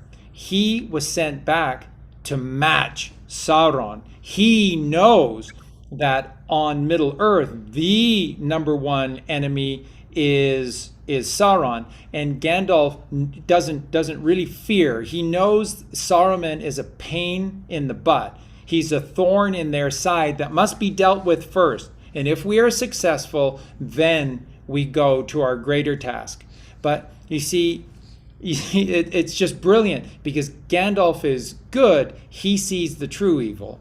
And because Saruman is evil, he sees Gandalf as his greatest enemy. So it's just brilliant. And in the light comes truth, and in the darkness comes the delusion. And that's why everyone who looks into the Palantir, including Sauron, is always deceived, because the Palantir is the illuminated pineal gland. Isn't that interesting that they have in the queue, they always talk about the looking glass? That would be like the Palantir, right? Oh, the oracle. The oracle, which is the looking glass. So I just don't want this point to get lost here. So everyone who is evil, who looks into the Palantir, is deceived by the Palantir, including Sauron, who makes his grave mistake after Aarongorn takes control of the Palantir. But Aarongorn is the only one who was righteously established, as Josh would say, R.E. Aarongorn was the only one who had the right. And when Aragorn's right was being questioned by I think it was Gimli. Where was that? Where they had the big battle with Saruman's orcs at Helm's Deep. So at Helm's Deep, after the battle, Gimli says, Legolas warns him to look from looking into the stone, and Gimli kind of derides him a little bit by saying, I don't think you should do this. It's Sauron, and Aragorn's just flares again. That passion inside that has been suppressed for so long flares like a white light flashing again, and he says, and he says firmly to Gimli, "Don't you dare doubt me," and my right to be able to look into the stone certainly cannot be doubted, because Aragorn is the risen man. Aragorn is Christ. So Christ can look to the oracle. Christ can look into the all-seeing eye. That's what the Palantir represents, right? It's a single eye, and you can look into it. And Aragorn was not deceived. And what was the greatest sufferance of pain that Sauron had ever felt was when Aragorn wrestled control of the all-seeing eye away from Sauron. And then in the short moments that Aragorn had, he saw the whole Middle Earth in movement, in flux. Which is, if you could illuminate yourself now, you'd see everything that the Q team is doing to prepare for what's coming. But nothing's happening. Are we there yet? Nothing's happening. Are we there yet? Because you haven't done the work to be able to have the right to look into the Palantir. That's right. And the hobbits in the Shire had no idea what was going on. Nobody had any idea what was going on behind the scenes. And that's just exactly the way it is now. And I wanted to also point out that in Peter Jackson's movies, Aragorn is depicted a bit different than the books. Very much. So those of you who have not read the books, you need to understand that Aragorn was much stronger in the books than he appeared to be in the movies in the beginning. And we get why Peter Jackson did that, because in such a short time. But I don't like it. Right, because it is a bit of a betrayal to the unwavering strength that was in Aragorn for all those years. Aragorn was the greatest man on earth because he was a man, because he went to Egypt and came back again. He had done it all. He went everywhere. He went so far south where the stars were strange. Oh, wow. Australia. Yeah. Speaking of stars, wouldn't you say Aragorn is Jupiter again? Because he's the one that not only saves himself, but saves others. And then Saturn is a flipped coin, right? Because Saturn is the lowest of lows. He's the ruler of acidity. Jupiter is the ruler of alkalinity. So Aragorn matches alkalos. But when you flip the coin that is Saturn, again, you go from Sauron or Saruman to Gandalf. And then, let's see. And then, so when you raise the sacred secretion to the top and then you achieve your crown, this is the sovereignty, right? And it's funny how you were talking about the pirates, because the pirates are the opposite of the sovereignty. They are the maritime admiralty law. And so all the minions, the orcs, think they still have their pirates on their side, but little do they know, the Q team has stepped in, cut off the head of the Hydra, and at the same time have saved the children, which I also think the hobbits are a reference for, because it's like, it's the innocence of us, the collective innocence, true in no sense of us. But at the same time, it is the children, because that is the ultimate goal. That is the ultimate saving that needs to be done. So I think Aragorn says that in the movie, doesn't he? When he says somebody, the halflings, they'll be a child to your eyes. I think it was. Can't remember who it was. It would have been AMR when he's looking for Merry. Right, Yeah. And one last thing, I think Frodo would be Mercury, because I think he's the word and message of God, because he's like carrying that weight. And at the same time, the word, like he doesn't even need to fight. Like he does fight. There are a few fights, but ultimately it's the dropping of the ring that pulls out that magnetic force at the end. And to me, that's like the Word made spirit. You know what I mean? Like that's like where the God's Word destroys all spiritual wickedness that exists in an instant. And that's why I think Frodo would be Mercury, to Aragorn being Jupiter, and then Gandalf being the higher aspect to Saturn, or the crowning of Saturn. Do you know, that just made me think of this is another reason why I think it's important to keep revisiting the movies and the books as well, because when I first saw Peter Jackson's movies, Frodo really irritated me. He really irritated me. But last time I watched it, he didn't anymore. But that was because I saw in him, when I first saw it, my own weaknesses. That's why it irritated me, because I didn't want to see them. I didn't want to see them in the same way that the dark side doesn't. They don't want to see in us what they can't accept themselves. But I couldn't accept parts of Frodo because that was me, and you need to get over that, don't you? Eventually, yeah. You know what? I'll shut up after this, I promise. And it's so interesting. It's because Gollum, Sam, and Frodo, it's a trinity.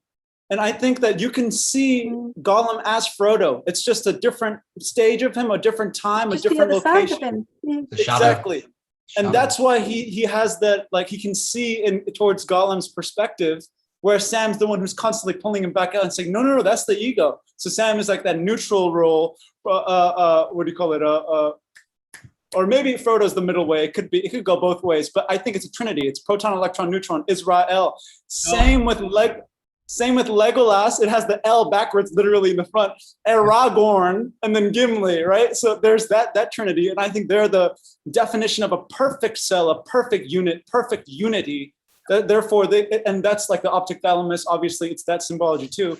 But that's what it's always a cell. And then we have Pippin, Merry, and then the tree. I forgot his name, but like at times, and then sometimes Gandalf fills in. But it's always a trinity, because as Tesla says, you got to work in threes. Anyway. Well, look at the feats of endurance that Gimli, Aragorn, and Legolas had to do together, acting as that perfect unit. And I came across a passage in the Bible that made me think of Aragorn's ability and where he gets that from. And it's I think it's Psalms. It's he that keepeth Israel, so the third eye, shall neither slumber nor sleep. So that they're drawing on that internal power, and contrast that with Sauron, where the lidless eye is external. Everything is out there. It's lidless because it can never shut off and go within. It has to see what it can dominate, and the mother especially. So is it surprising then that I basically didn't sleep in the year 2020? That because of running the animal rescue sanctuary, and then we had to step up our game, because we had to step in to the Q movement and be able to explain things so that people could see that this is a movie, that they had already taken them down, how this all was done, and that you then operate from hope and strength and not fear and weakness. And so in the year 2020, what you just said, Aaron, is incredible. No, that's not exalting me. That's God working through me, because doesn't always have the best to work with, but you got to use what who answers the call. So that's the best thing you can say about Colleen and I, is that we heard the call and we answered the call, and then God used us in the most loving. He always was so thoughtful, considerate of us. But how like the thing that I tried to share with people is that when the sun started coming up at 6:30 in the morning, you just had to know what that feeling, the first few times, what that feeling was like to me, because there's no sleep. And then the physicality of the work that I have to do throughout the day is monumental. It's monumental. And the only way that I did this is because God just gave me the ability to do this. And again, it doesn't make me fantastic or special. It's just, it can happen to you. If you want this in your life, all you have to do is hear the call, the clarion call. Why are you not hearing the seagulls? The seagulls are all around you. They're calling you home in every single moment. Answer the call. 11:11, 11. That's why you always see 11:11 flashing everywhere. The temples, the twin temples, God is inside of you. The mercy seat is inside of you. Go within yourself and pick up the phone. Because when you go within via meditation, that's you picking up a phone, and then God is on the other side. And trust your intuition when you hear those calls. Just trust yourself. Yeah. There's a scene in the movie where they're all running along and Gimli says, we haven't eaten for 3 days, we haven't slept for 4 days, but they carry on running. They don't stop. They don't stop because they don't need to. And he has the shortest legs. Yeah. He might have been running behind, but he kept up with them.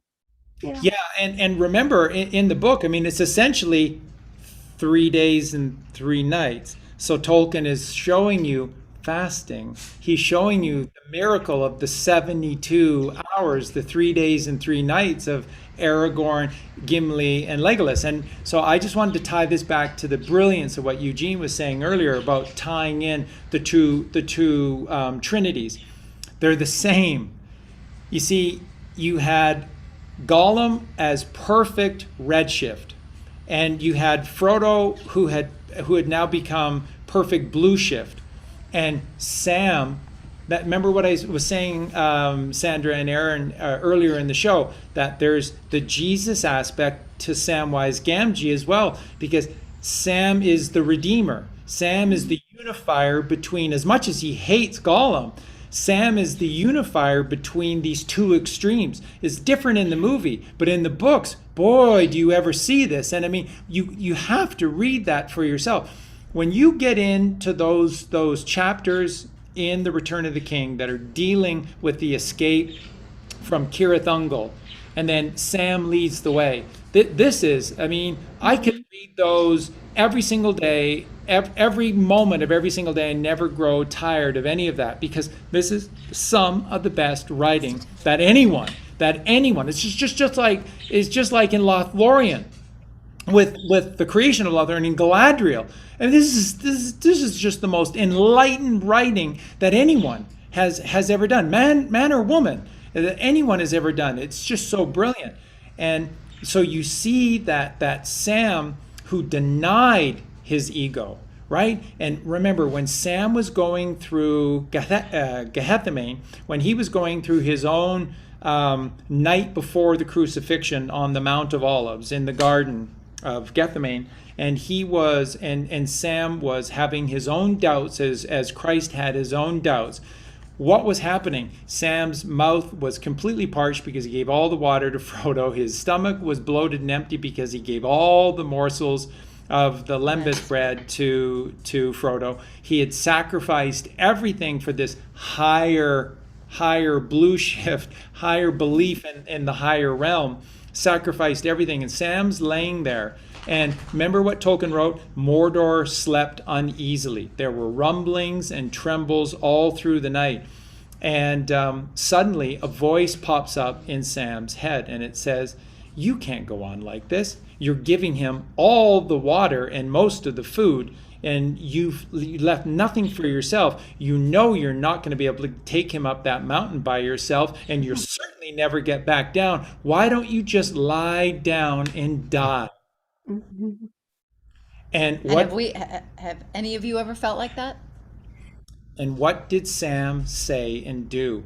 No! And when Sam said no, what did the earth, because this is tying to the brilliance of what Aaron was saying later, how Tolkien wrote all of this alchemically and geophysically as well, because Sauron is this great power over his lands, and so everything in his lands, as above so below, as within so without, is reflecting Sauron. And so Sauron is asking, Satan is asking Sam to lie down and die, and when he doesn't, what in that precise moment occurred? A big tremor or occurs again in frustration that Sam will not give up, and that's why they hate us. Moment of eucatastrophe. Sam isn't the most beautiful hobbit in the entire world, although I think he is.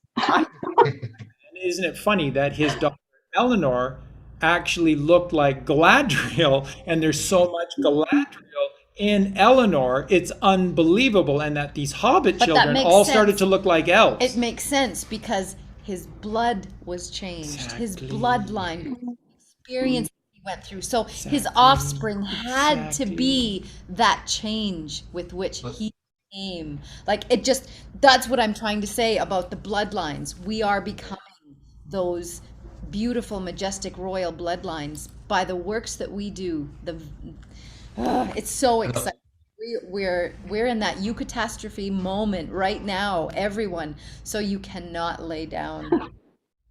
And although Sam wasn't the official ring bearer, he still had to give up the ring back to Frodo, which is something even Frodo couldn't do. It took Frodo's shadow, Gollum, to do that, whereas Sam, makes that voluntary gift back to Frodo because he knows that's his burden.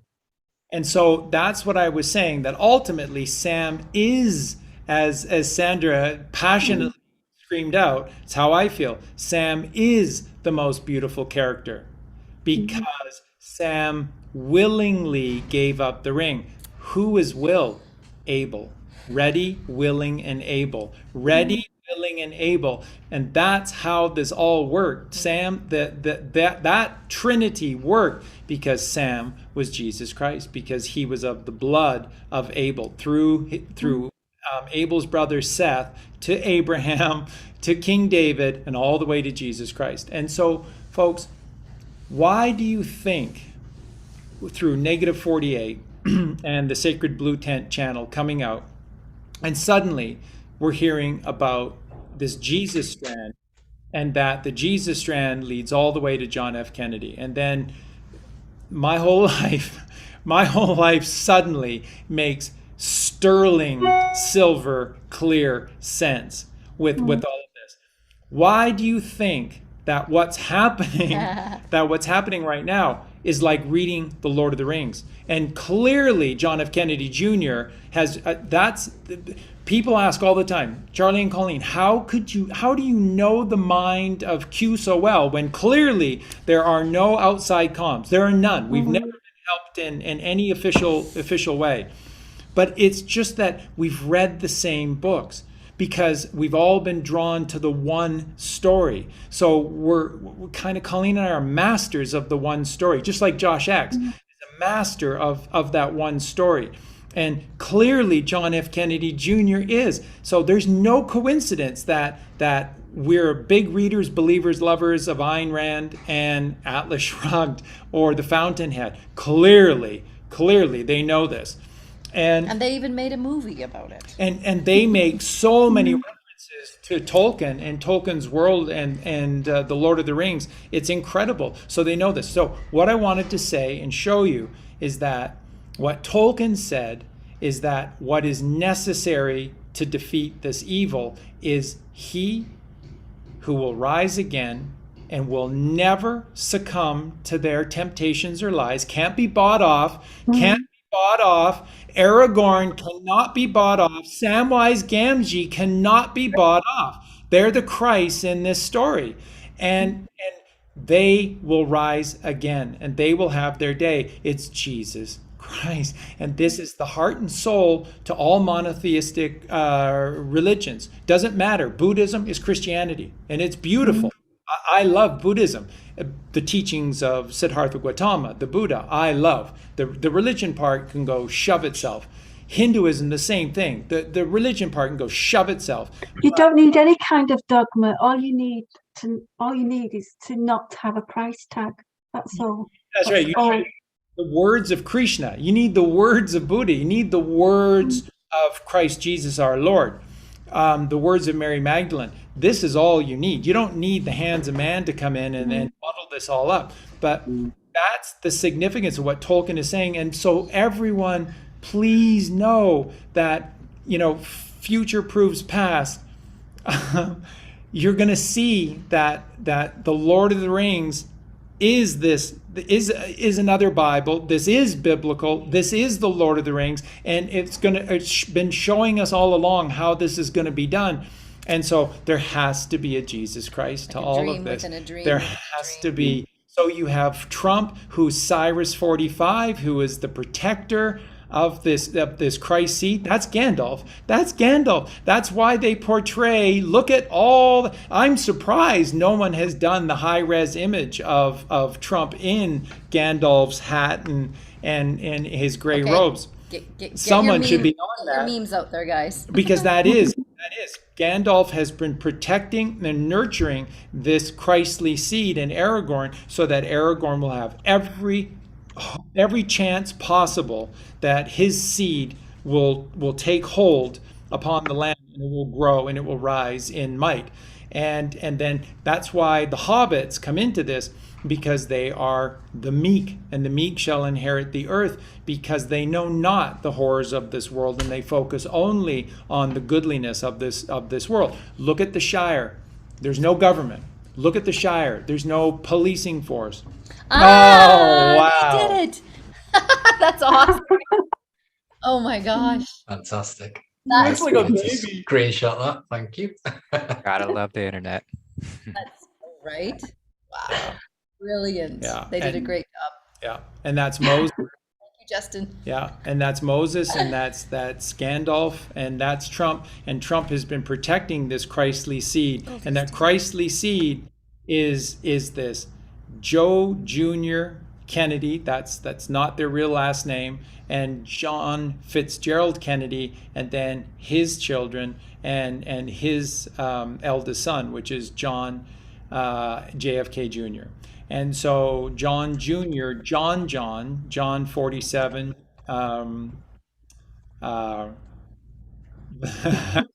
This one's even better. I had to share it. That's awesome. The orange Now return. that looks realistic. That's So you real. got the expression right. Yeah. So I hope that I'm doing a good job in explaining this to you. So there are no surprises to me anymore. So it's almost like I was waiting for all of this information to finally come out, and then this is what we're seeing. We're seeing the Lord of the Rings. I cannot believe my life, because my life has been dominated by the Lord of the Rings, Chronicles of Narnia, and then my search for the truth of John F. Kennedy, President Kennedy. It's been my life. It has.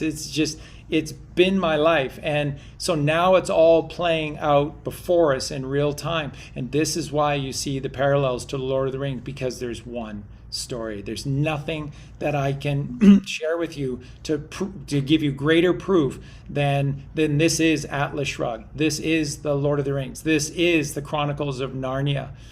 And that's why the Q plan is playing out precisely the way it's playing out, because this is the Lord of the Rings, which is the Bible. This is the Bible. This is biblical. And Aragorn is that Christed seed that was protected for so many years by Elrond and by Gandalf, and then he was let loose. He was let loose to rise up against Sauron, and he defeated Sauron. And remember, just getting back earlier to what I was saying about, did Aragorn have his crucifixion? What's the first thing that Aragorn says after the great victory at the Pelennor Fields? Once again, Aragorn could say, well, I've now taken back Arnor, I've taken back Gondor, and I'll just fortify the boundaries, and we'll have this attrition against Sauron, but I've won my kingdom, so I can have my wife.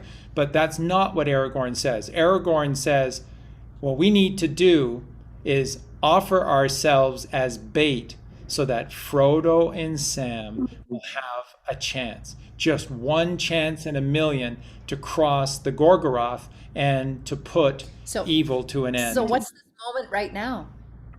It's the art of war. It's when you are near, appear far; when you are far, appear near. So it's exactly that.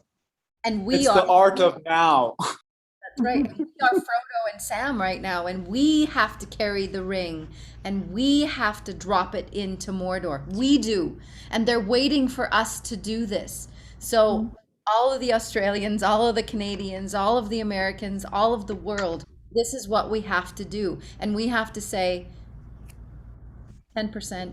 Well, there's that wonderfully meta moment where Sam says, "It's like the old stories, Mr. Frodo, full of darkness and danger," and he's talking about, do you think our story is going to be written down? So what Tolkien there is saying is, look at your own life, because what you do resounds in history. So he's asking you to look at what you're doing in this War of the Ring. Hey guys, Justin and Eugene, how about the 13th warrior? What is the king who never had to go on this journey? He didn't have to go on this journey at all. And he gets, is that Michael Crichton? Michael, that's right. That is with John McTiernan, who did all of these Patriot movies. The hunted becoming the hunters of the hunters. So that's us taking it to them. That's the Q team taking it to them. And and again, this is, by the way, the other trinity of Aragorn, Legolas, and Gimli. Just they're only three, but these are the hunted, because Aragorn's been hunted his whole life. And what's he doing? He's hunting a far superior number. And Éomer is going, and what would you have done if you overtook them? You were 3 against many. Trust it. It took all of us to be able to defeat this massive force. And Aragorn's going, you have no idea what I'm capable of. You have no idea what I would have done to them if I'd have caught up to them. And what does Éomer do in that moment? Éomer shrinks, even though with his golden hair upon the horse, upon those golden fields of Rohan, he shrunk. And Aragorn, who was standing on the ground beneath these horses, rose as a godlike figure above them. And Éomer appeared a mere boy to Aragorn. Right? I mean, it's just genius. It's perfect. But it is the one story, and it is playing out this way for this particular reason. And in the 13th warrior, the king is simply saying, because the 13th warrior said that even if you were to die now, your life has great meaning because of what you selflessly did. And he says, but what would make it all worthwhile is if these great deeds were put into words, and then those words could be shared as stories. And then that's where the 13th warrior, Christ, says, I will write this story for you. I will write what you did and sacrifice down. And so Aaron is making this incredible point that Tolkien is saying to each of us, that's why the hobbits are the ones, because the smallest in all of us can make the greatest difference in this world by becoming your own hero. When Aragorn, when he, right at the end where he's distracting Sauron away from Frodo, and he makes that little speech while he's whirling on his horse, and he's basically saying to them, have no fear, that's the way to do it. It's how we'll win. If you have any fear, then they're going to just overwhelm us. Kind of like Braveheart. Right? And and I have to bring up 13th Warrior because I wrote that down. Isn't it interesting how they have to go into the cave? Like they have to go down deep into the mother where the Cabal has penetrated and completely destroyed, and it's completely a death cult, and has to face, like you said, face the fear. Has to go into I don't know, it's the depths of depths. Not only is it the physical depth, but it's the metaphysical depth of themselves too. And same with Aragorn when he goes into, is it the Valley of the Undead? Am I saying that right? Where it's the green, what do you call it, ghosts or whatever, are there? Well, yeah, because they have to both go into this opening of the mother where there's this wrong that must be righted. And then in doing so, it's also a crucifixion. It's a reference to the allegory of going in the tomb and coming out a renewed man. And it's just great. Yeah. It is, as well. I mean, it's not enough really to lose your own fear. You need to reassure other people it's okay. They must lose their fear too. And that's what he was trying to do, wasn't it? And that's what we're all trying to do now, because I'm sure you feel the same. I have no fear, but it's trying to get other people on board with that. in some sense, it's what Sam did too. And you said there's no coincidences, Charlie. So I got to do this coincidence 103, bullshit 103. I think Sam is Mars, because like in the beginning he's shy, but later on Sam gets really martial, and then he's willing to fend off anyone for Frodo. And like you were saying, he's like really, I don't know how to say it, like really mad with Gollum all the time. And isn't it funny that Mars is the ram, Mars backwards is ram, and he starts the ecliptic. So he's the ram of God too, the innocent, pure, childlike, bursting forward force. So I don't think there was a coincidence there. And another thing I wanted to add to the Capricorn thing, Capricorn rules, or Capricorn brings lead. So interesting how Aragorn starts from lead and then goes to Leo, the heart, gold. So there's that thing too. And then Gandalf says, oh, you wouldn't like disarm a guy with his staff, right? You wouldn't disarm an old guy who needs to, well, you wouldn't take away someone's spine, because that's the only thing we have to stand on. Like you were talking about Moses, and that it's so interesting how Aragorn is so similar to dragon. It just sounds like dragon to me. Like when I see Aragorn's name, because he is the Kundalini rising, which old man time gives the form, gives the staff, gives the spine, and keep going, y'all. I'm sorry for interrupting.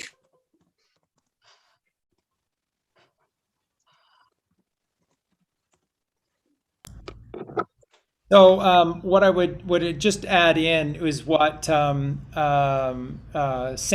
and Aaron and Eugene were sort of referring to, are those moments of all of them, but in particular Aragorn, and that's wearing the armor of God. So that's when Aragorn knows that he himself has made himself and everything that is riding on this, which is a lot. And he's sacrificed his whole life, and he's willing to sacrifice. So again, Aragorn has experienced crucifixion after crucifixion after crucifixion, from losing his father at the age of 1 as well, to being denied Arwen.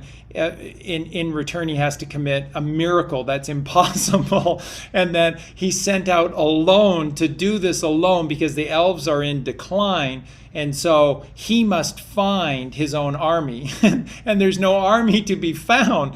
So he has no choice but to resurrect the dead. Who's the only one that can resurrect the dead? Christ, our Lord. And how many of us have been basically dead? We have to be resurrected, right? And that's what's going to happen. That we're going to be resurrecting those who are sleeping, which is like the dead. They've been eating death. They're part of the death cult. We all were. We didn't know it at the time. We awoken, and then those who haven't awoken will be. And the only way we can resurrect the dead is if we become Christ, which is what we're supposed to do. And it's interesting that Aragorn had to be completely chaste in the wild for decades, and then you've got the contrast that with something like Game of Thrones that we're given, and it's sex every scene, no sacred sex to be found. And Tolkien doesn't speak about sex at all because he doesn't need to. If anything, the Arwen figure in Aragorn's life shows the completion of the alchemical wedding. So his masculine and feminine becoming perfectly balanced, and then he receives the crown. It's so true, so well said, and so true. And so again, why do you think suddenly we're hearing about this Jesus strand, and everything is now suddenly being rushed out on this Sunday, October 31st? The Sacred Blue Tent channel is going to release Halloween Strand Part 2. Which is going to focus a little bit more on Mary Magdalene, whom, the Bible. So the men with penises, you just need to get over this, right? And by the way, don't mistake this at all. The two towers that people are confused over, which towers and the two towers, and no. The two towers are the two penises in Middle Earth that have to be dealt with in the two towers. The middle book is dealing with this death cult of the Phoenicians, which are the Canaanites. And that's why you have these two towers that are both constructed, essentially like phallic symbols, Isengard was created by the Númenóreans, but in a higher state. It's now been hijacked by Saruman and turned to pure evil. And then you have Sauron's atrocity, Barad-dûr, and these are the two towers. These are the two phalanx, which is the false temple that must be torn down to reveal heaven upon earth. And that's what Aragorn has to do. So what do Gandalf and what's their plan? Their plan is two things. They have to take down two towers. They have to protect the one tower, which is Minas Anor or Minas Tirith, but originally it's Minas Anor, which is the Tower of the Sun, and it has to be protected by taking down the two phallic symbols. Can't miss this symbology. Kind of like a 9/11. Yep, you cannot miss this symbology. It is like the reversal of 9/11. And so Isengard was taken down first and Barad-dûr was taken down second. But then again, the beautiful thing that Sandra and Aaron are both pointing out is that Aragorn does not succeed to it as his inheritance as king of the world. King of the world, John F. Kennedy, king of the world. He can't ascend to his inheritance without the help of even the smallest amongst us. Because the smallest amongst us can create the greatest miracle. And Frodo couldn't do it alone. And Frodo and Sam couldn't do it alone because Gollum alone knew the way. And so most of the world has been made to feel as though they're completely insignificant, and in the grand scheme of things, they just don't matter. Yeah, that's why they build the statues so big in communist Russia, to make you feel tiny. Yeah. And why they say the sun is 93 million miles away. And why when people say who cares what shape the earth is, it doesn't matter. It does matter. Of course it does. It's everything. Tolkien even wrote that the sun and the moon come from the earth itself. That it's not somewhere out there. It's from the trees of a man. It's right there to guide us. So for people who know this, what Aaron is saying, the two original trees of Aman were the original sun and the moon were two trees. Just so you know, the gold tree and the silver tree. Funny, because we were talking about Aman. It's Amen Ra, which is the moon and Ra, sun and the moon. So wow. Well, and what Sandra was saying about how people don't care about the shape of the earth, what does it matter? I mean, that right there is just blatant moral relativism. It's basing it's my truth, your truth. It's that there is no such thing as absolute truth. I can just make it whatever I want, which is a slippery slope to saying I can justify any action that I have to pursue whatever ends to whatever means. And that is Satanism, plain and simple. There's no possession to truth. It just is. Stands on its own. Yep. The ground of being. Yeah. And it's who we really are, without any veils of illusion. We are that truth. So when they say, what does it matter? Well, it's like, you're hiding from yourself. You are that Middle Earth. You are the level. So that's why it matters. Cognitive dissonance is kicking their ass. Yeah. They want you to join them. That veil is super glued to their faces. It is. Which is also, Aarongorn, you touched on a point that's so important. That's why it has to be true on all levels, like all these shots and then how they write it. Because the story of the world is a story of you, because it's in you. Therefore, everything, and that's why I posted on the comments just now, level head 74, Jesus 74. Because if you don't have anything level, then you don't have anything that's true. And Justin, what is the other name that we could call the Bible? It's your name. Just enter your name here.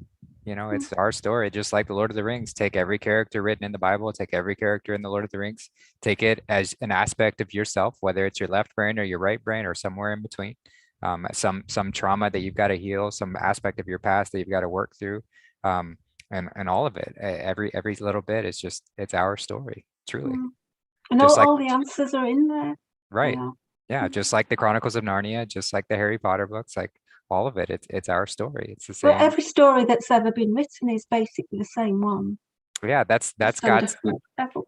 Yeah, that's God's sense of humor. Like no matter what, even if the cabal takes over Hollywood and they start making movies or writing books or whatever, they can't get away from this story No, because it's no. the only story that we really want to hear. It's the only story that there is. So. And there's only one authority, one true authority, author, it. Why? No, the true author. And look at the word, how powerful is the written word. and they know this. And look at the word, break it down for me, everyone. Author. Just look at that word. Aragorn. Gold, Thor, Gold. and then we Golden. get Arthur. In the body. Yeah. So Yeah. And Thor, so that's gold, right. gold Thor, and if you break it down further, then you have AU, which is gold, and then you have Thea, which is the study of God or the pursuit of God, to achieve gold. So at the beginning of author, it's AU gold. At the ending of author, it's OR gold. And between the two golden pillars, God in the physical. is TH. Breath of God in the TH, physical. which is God. So You're in. You are in. Which is also the sun, because it's the greatest orb of them all. Keep going, Charlie. it totally is. So again, you look at this and what Tolkien is powerfully saying to you: if I can do this, you can do this. So again, moving And forward. we don't need any medical things because the elixir of life, we have it. That's right. You know, So what Trump has been saying is that, and why this had to be a grassroots movement of the people rising up in the truth community, people like Colleen and I coming out of nowhere to play key roles in all of this, is to show you that this is all of us, this is any of us, and that you can do this too, and that moving forward, it doesn't matter what role you necessarily played to this point. Take a bigger role moving forward, because moving forward, we need these alchemical books.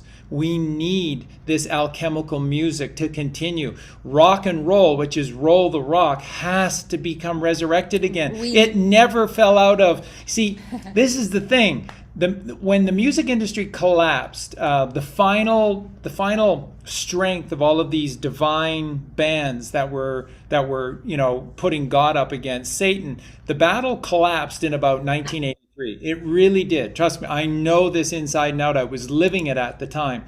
When you look at the top 20 albums in any month in 1980, 1981, 1982. These are the greatest albums and some of the most important, best albums that have ever been created. You look at the list. There were albums like Dire Straits' Making Movies, which is one of the greatest albums. I have it, I think, at like number 6 or 7 overall. It's that good of an album. It's that important of an album. All other words. Mark Knopfler is just a brilliant, goodly, godly man. He is. He's a hell of a guitar player, one of the best ever. And Making Movies only got up to number 17, and I'm like, how is that even possible? And then you go back and you look, what were the albums that were ahead of Making Movies? And it's like, holy shit. And now we can't get one good artist. We can't get one good album. We can't get one good song anymore. What the hell's going on? It's not real. It's all fake. It's all artificial. And that's what you have to do. So if Colleen and I have helped you at all in any way, and we brought hope back and strength back, and what, then pay us back by becoming these Gnostic bands, by becoming the new the new Alan Parsons Project, or the new Supertramp, or the new Dire Straits.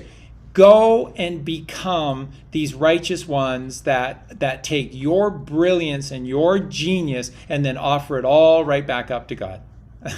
and that's how I came across you two in the first place, because I stumbled across one of your books about music, and really, really, really grateful for that. So that's why and thank you so much, Sandra. And Sandra will be able to do all of this as well. She truly is gifted beyond description, and so is Aaron. And the book that Aaron is working on is a book that is going to really change the way that we see things. It's a very important book. It's just one of these go-to books moving forward. And then the vehicle for it is Tolkien's creation of Middle Earth, and it makes perfect sense. So when Aaron releases this book, he's writing about Q. He's writing about the Lord of the Rings. He's writing about Narnia. He's writing about you, and he's writing the Zodiac. He's writing about astrology. Pinocchio. Wizard of Oz. Oh, and you have to read that book. Who's the author again? L. Frank. The Wizard of Oz. I can't remember. Yeah. But yeah. L. I Frank. heard the name today as well. Oh yeah. So Oh. it is an alchemical masterpiece. It's an alchemical masterpiece. And people go, that's just talking all about the Federal Reserve or the banking system. Yeah, that's one part of it, but that's just Or feminism. Just one part. Just one part. He tackled every single thing that they were doing. And what is he saying? It's just a little group of men hidden behind a curtain, and they're making you afraid. They're scaring you. And look who it was that pulled the curtain back. It was God. Toto, God, total. God, yeah. It's the totality, yeah. The true hero. And what's the first song that the rock band Toto ever released? What's the very first song from their first album? Hold the Line. Love doesn't always come or happen on time. Alchemical. And then Jeff Porcaro has this bizarre death. Jim Croce has this bizarre death. Buddy Holly has this bizarre death. They're being John Galted. They're being taken out. These are people that are saying, I would rather sacrifice my musical career because I want to do something. If there is a group that is fighting these demons, I want in. I want in. Stage my death. I want in. Barad-dûr in gematria is 414, which aligns with wealth. False flag. You know, these people couldn't be bought by that. They said no to Barad-dûr. Ghost 414. Wow. This is well, loser. That's all Jesus Christ. That's all Aarongorn. That's all Sam were teaching, was this sovereignty, standing up for the truth, no matter what, and we just learn these powerful lessons. And then we embody them. We step forward and say, I am a child of God. I am here. And nothing can sway that. Nothing can come in between me and my connection with God. And once you've made that decision, you will never, ever step backwards. Never. In my first tarot reading, the guy, he was wide awake, and he said, if you could take the blue pill, would you go back and take it? And I almost stood up on the table, nearly knocking his cards everywhere, going, no. I think he was quite struck by that, but it showed in me like the conviction, because I'd not always been this passionate before finding, maybe I have, but it hadn't been highlighted to me, the conviction you can have when you really see into that littlest eye, and what's at stake, Yeah, when you go down Alice in Wonderland, it's kind of hard to see the man behind the curtain, the Jewish Khazarian Bolshevik guy who's running all the Federal Reserve systems for the cabal, for the black nobility, for Sauron. It's kind of hard to unsee that, right? Yeah. It is, but it's really, I think this kind of ties into the Norse understanding of creation as well, because you've got Loki, which is the dark, chaotic force in the world, and you've got Odin, his kind of polarity, the polarity of that. But then when you look a bit deeper into it, and I'm going to tie this in with the Wizard of Oz as well, when you look a bit deeper into it, Odin and Loki are actually blood brothers, which kind of means that they're actually the same person, but Odin disguises himself as Loki in order to create that chaotic force in the universe so that the hero can rise, because if you don't have an adversary, you have no hero. And in the Wizard of Oz, if you notice, the Wizard of Oz, he actually teaches Dorothy that she can't rely on some external authority. She has to become the wizard herself. So although yes, he is playing this kind of deceiver, he's actually encouraging her to take her on authority. Yeah, if you even go back to the movie, they and by the way, again, that book, you need to get it. It's in my list as one of the 10 best, most important books ever created. You need to have. That's L. Frank Baum, and that's The Wizard of Oz, and it is a masterpiece in every sense of the word. But even in the movie, when Dorothy encounters the illusionist on the side of the road with his wagon, and in one of the wheels in the ditch, he's even playing a role.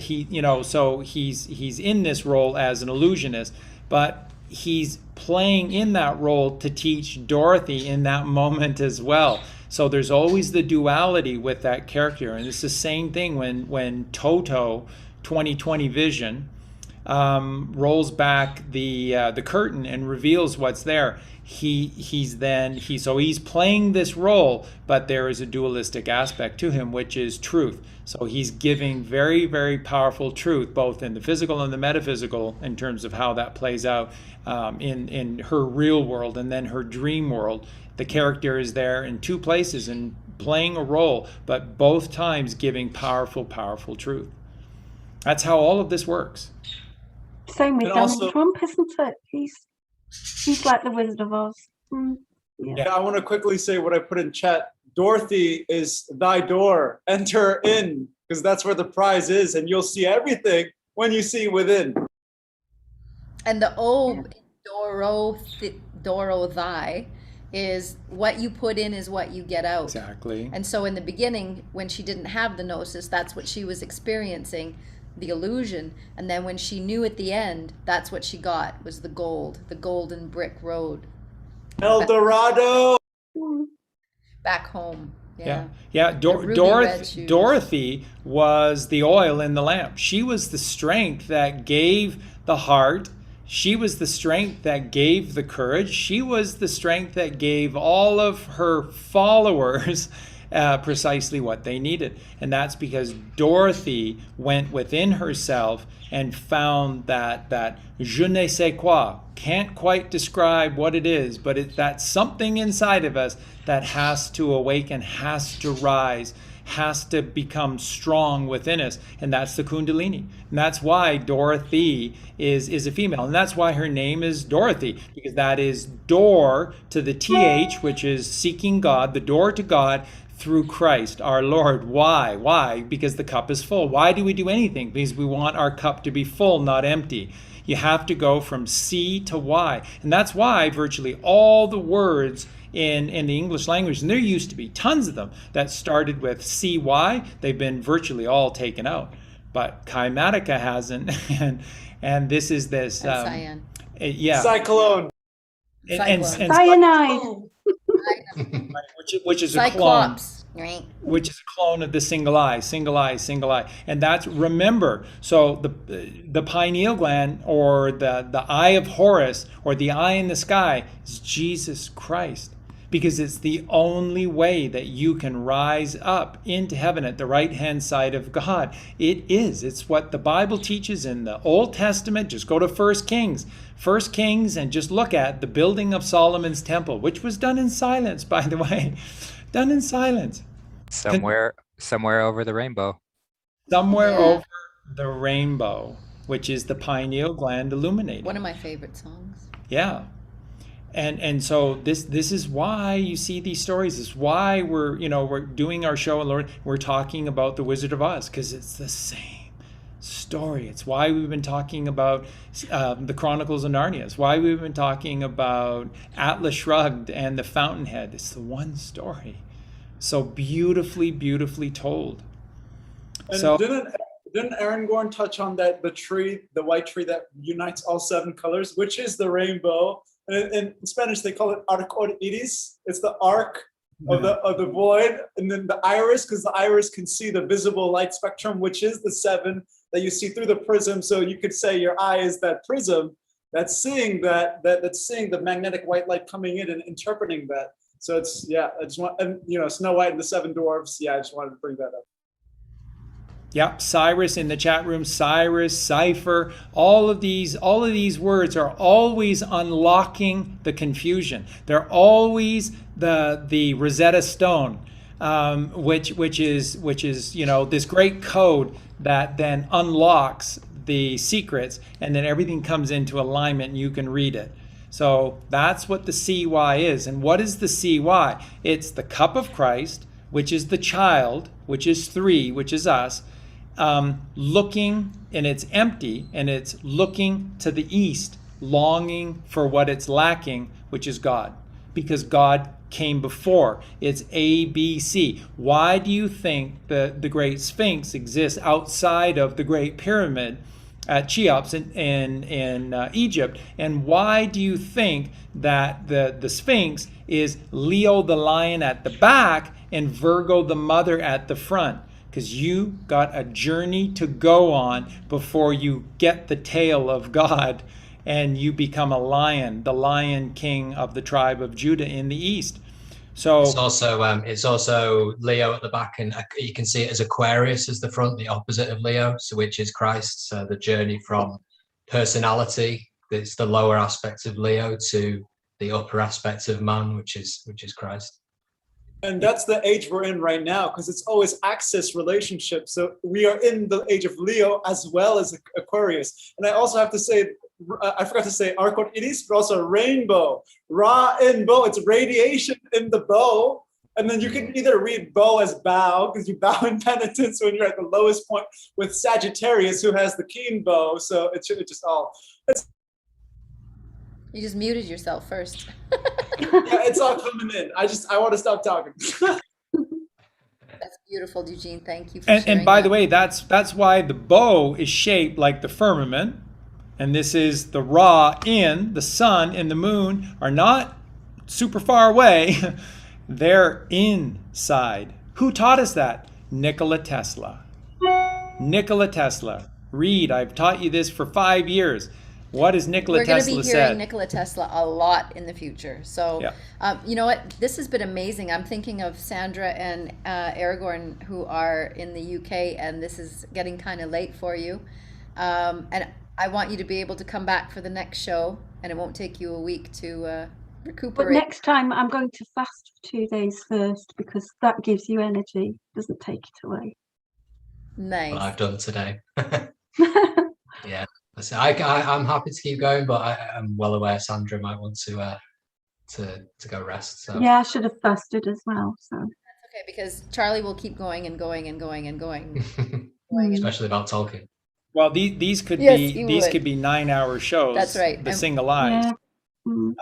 But I really wanted to just to drive that point home. That again, even when you look at the sort of the negative stories that we hear, and so you're hearing a lot in the truth community that the ancient Egyptian religion is all very evil, and of course it's not. They've turned it that way, but again, you look at these characters. So Osiris and Isis and Horus are being demonized now because the Cabal have taken the Nimrod, Ishtar, Tammuz version, which is the dark side of the highness of this one story, and they perverted it. But if you look at Osiris, Os in Egyptian is open, Iris is eye.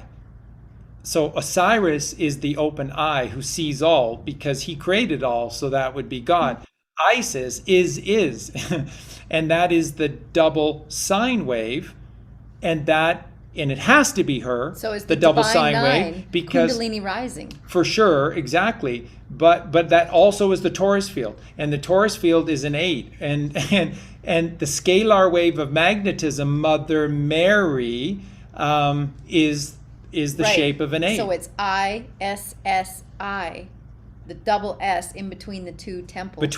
So it's the torus field between the two temples, and then this creates your aura, your auric field. Golden globe. And it comes to 56, so it literally is the temples, because 56 gets reduced down to 11. Yeah, exactly. And so it's brilliant, beautiful. And then again, Horus is the Hor-I zone. So this is upon the level, which is Jesus Christ. So Hor-I zone is upon the level, and level means truth.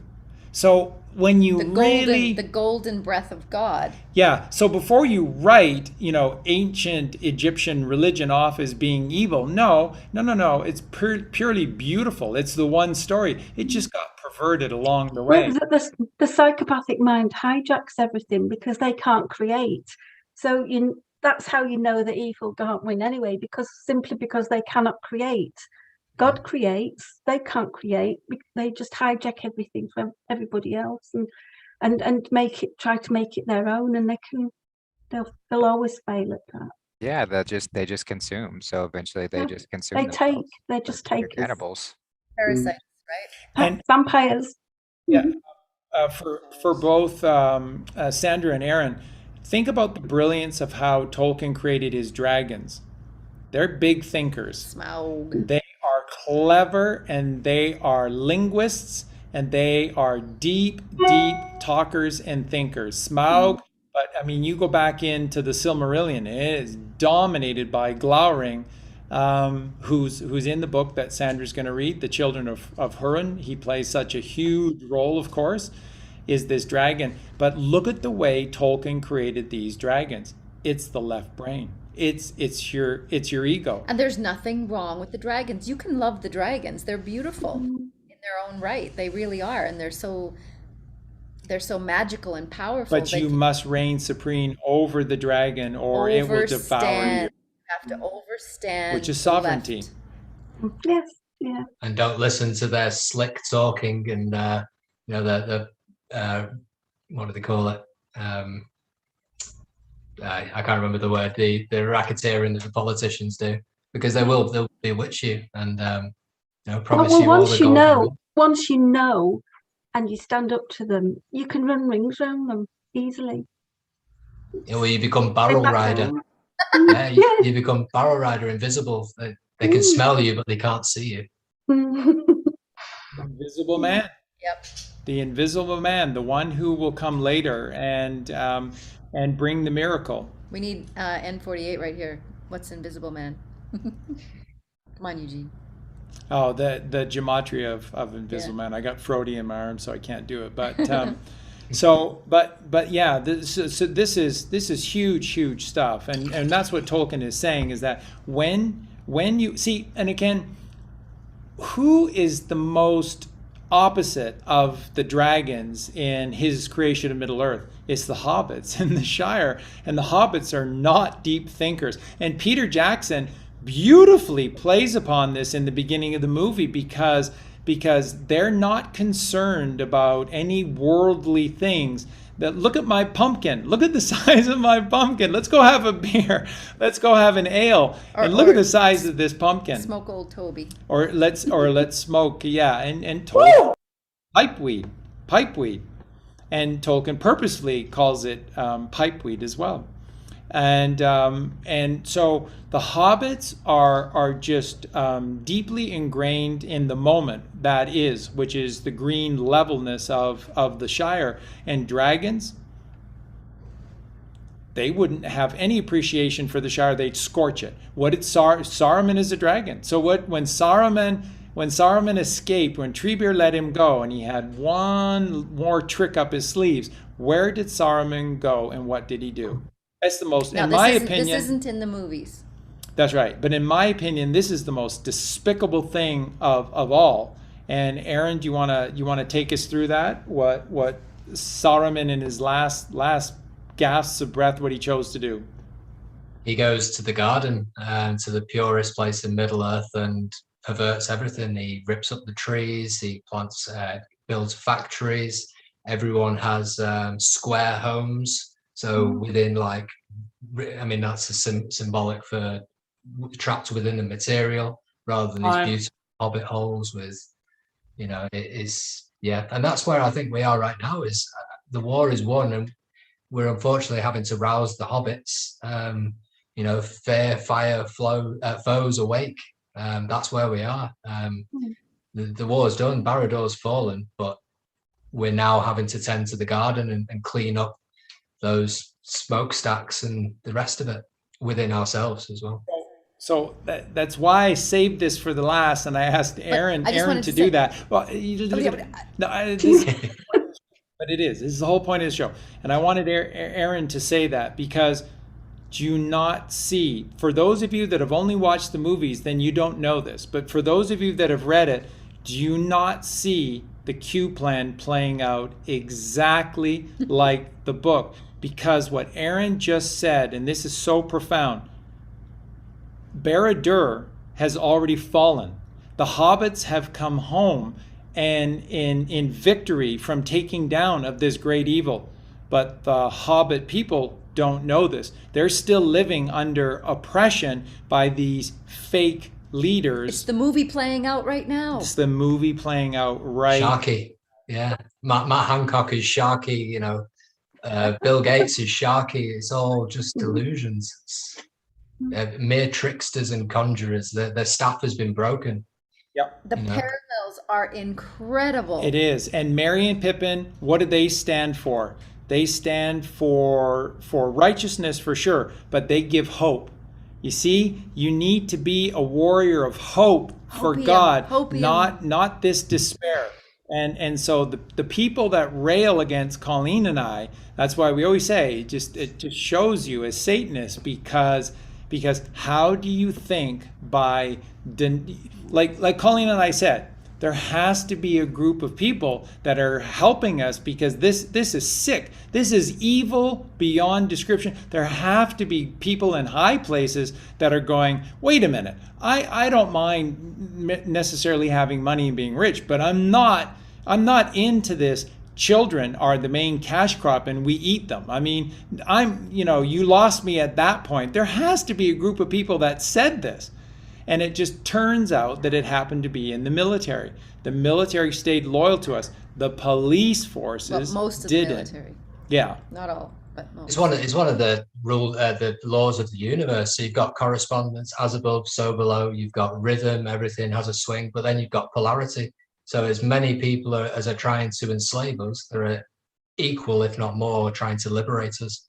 And that's what, the doomsayers and the rest of them can't see. They can't see that light because they've been so worm-tongued by the dark. They can't see that coronavirus is the crown virus, that we're finding our crowns. We're finding the fact that we're king, and we're knowing, and we're asking questions. And really quickly here, I want to also tie this in. How did Tolkien describe, because when the hobbits came back after defeating this evil, but they were still, the hobbits, the Shire was living the movie. So when they came back, there was rules and Sharky and the Sharky's men, and there were rules, square buildings, ugliness, brick, no windows, just terrible. Our society's cities. That's us, right? Smoke, pollution everywhere, all the greenery cut down. And then what did Tolkien describe the system that they created? Collectors who went around gathering for sharing. And what did one old gaffer say? He said, well, I see plenty of gathering, I don't see any sharing. And that's Bolsheviks. Communism. And so Tolkien showing you this is Bolshevism, and that these are the demons. And Bullshitism. It would not have been long before these chief's men were then partaking in the blood and the flesh of the hobbit children. It would not have been long at all before that happened. And that's the part that I really rail against, these people who say, come on already. And I'm like, no, you don't get it. Because if we go too fast and we lose too many people, you don't get that the majority of these people will fall back into the same ways because they haven't done the work and they haven't learned their lesson and they haven't seen the truth. So they will be back to those 10% ways of eating children within a very short time, and they think that it's something out there, but it's something in here that we must master. Okay, and brilliant. That really kind of brings us home today, and it's perfect ending, because what Colleen just described is the movie now. And it's been hard for Colleen and I to kind of say this, so So we haven't said it that often, but a year has been taken out of our life. If the Jesus strand is revealed 11/2, and then the big Q drop date is 11/3, and then the day of action is 11/4, they stole the election. They took the world's president away from all of us. This one man who was literally running and protecting every nation on earth. We had 4 years of honesty, promises made, promises kept for 4 years. We had the glory, and then they stole it. And now we have all been asked in the year 2021, 2 + 2 + 1 is 5. 5 is the crucifixion. We have all been asked to go through the crucifixion in the year 2021. Yep. How many months did it take the hobbits to complete their quest? Exactly 12 months. And you think JFK Jr. is not aware of any of this stuff? It's the one story. You know that this is so heavily based on Atlas Shrugged and The Lord of the Rings. You know it absolutely is. Hobbits, 12 months to the day, that cycle. And then who is cycle CY? Exact. That's good. Cycle CY. Cycle CY. Christ. Who is coming? And then to make sense out of, order out of chaos. Remember if you guys haven't watched the video that Colleen and I did with Eugene and Justin on the real Freemasons and the real Knights Templar and who are the Gnostics and the Essenes, you need to watch that video. The actual Freemason plan for the world, which is because these Freemasons go all the way back to Atlantis. They're the Atlanteans. So this is this Christic seed. That's why they swore to protect Mary Magdalene and the seed that Mary carried out of the Holy Land when she was chased out by these bankers. Nothing has changed. And so this is what you see playing out today, that through all of this, that there is a greater miracle still coming. Because the greater miracle still to come is the unifier. And that's what Aarongorn Elessar is. He's the unifier of 2 kingdoms into one, 2 worlds into one. And that's what Aarongorn represents, which was beautifully decoded by Aaron earlier in the show. And this is what's coming to us. And the thing is, when I heard this, I was like waiting for this to happen, waiting for something like this to occur, because it has to. There has to be a silver lining. And everywhere Mary went, that lamb was sure to go. Because Mary had a little lamb. Right. And you see, Mary's little lamb is Jesus Christ. Colleen doesn't know how to use her phone. I don't know She doesn't even know how to use a phone. I'm sorry. So it was perfect because you set the silver cord and the bell rang. There you go, silver. Yeah. and the silver cord leads directly within you to this. This is how intuition works. You know how they say it's a gut feeling? Well, there's a silver cord that runs from that solar plexus chakra, the place of the sun, to the illuminated sun up and to the right, which is your pineal gland. And then that's how you know. People rub you the wrong way. I should have listened to my intuition, but I didn't. I should have listened to my gut feeling. You're taught not to. That's why you don't, because you're taught not to. And everything that's happening in the world today, like eating these animals, is just bad habits. But we're creatures of habit, and habits are hard to break. You're a hard habit to break. There's that alchemical song by the band Chicago. Chicago didn't write about boyfriends and girlfriends. Every single song they wrote about so many levels. Are these alchemical. So she is a hard habit to break. That's the moon goddess Sin that gives us pleasure and pain by ruling over us, our emotions. Or this is the risen mother Mary, pure, virtuous, virgin within us that rises. It's your choice. It's always your choice. But there's a higher form and a lower form to absolutely everything. I want to point out that Eugene is wearing clothes. This is how he appears in the videos. Oh, he's wearing shorts. He's got clothes on. He's not naked. Sorry.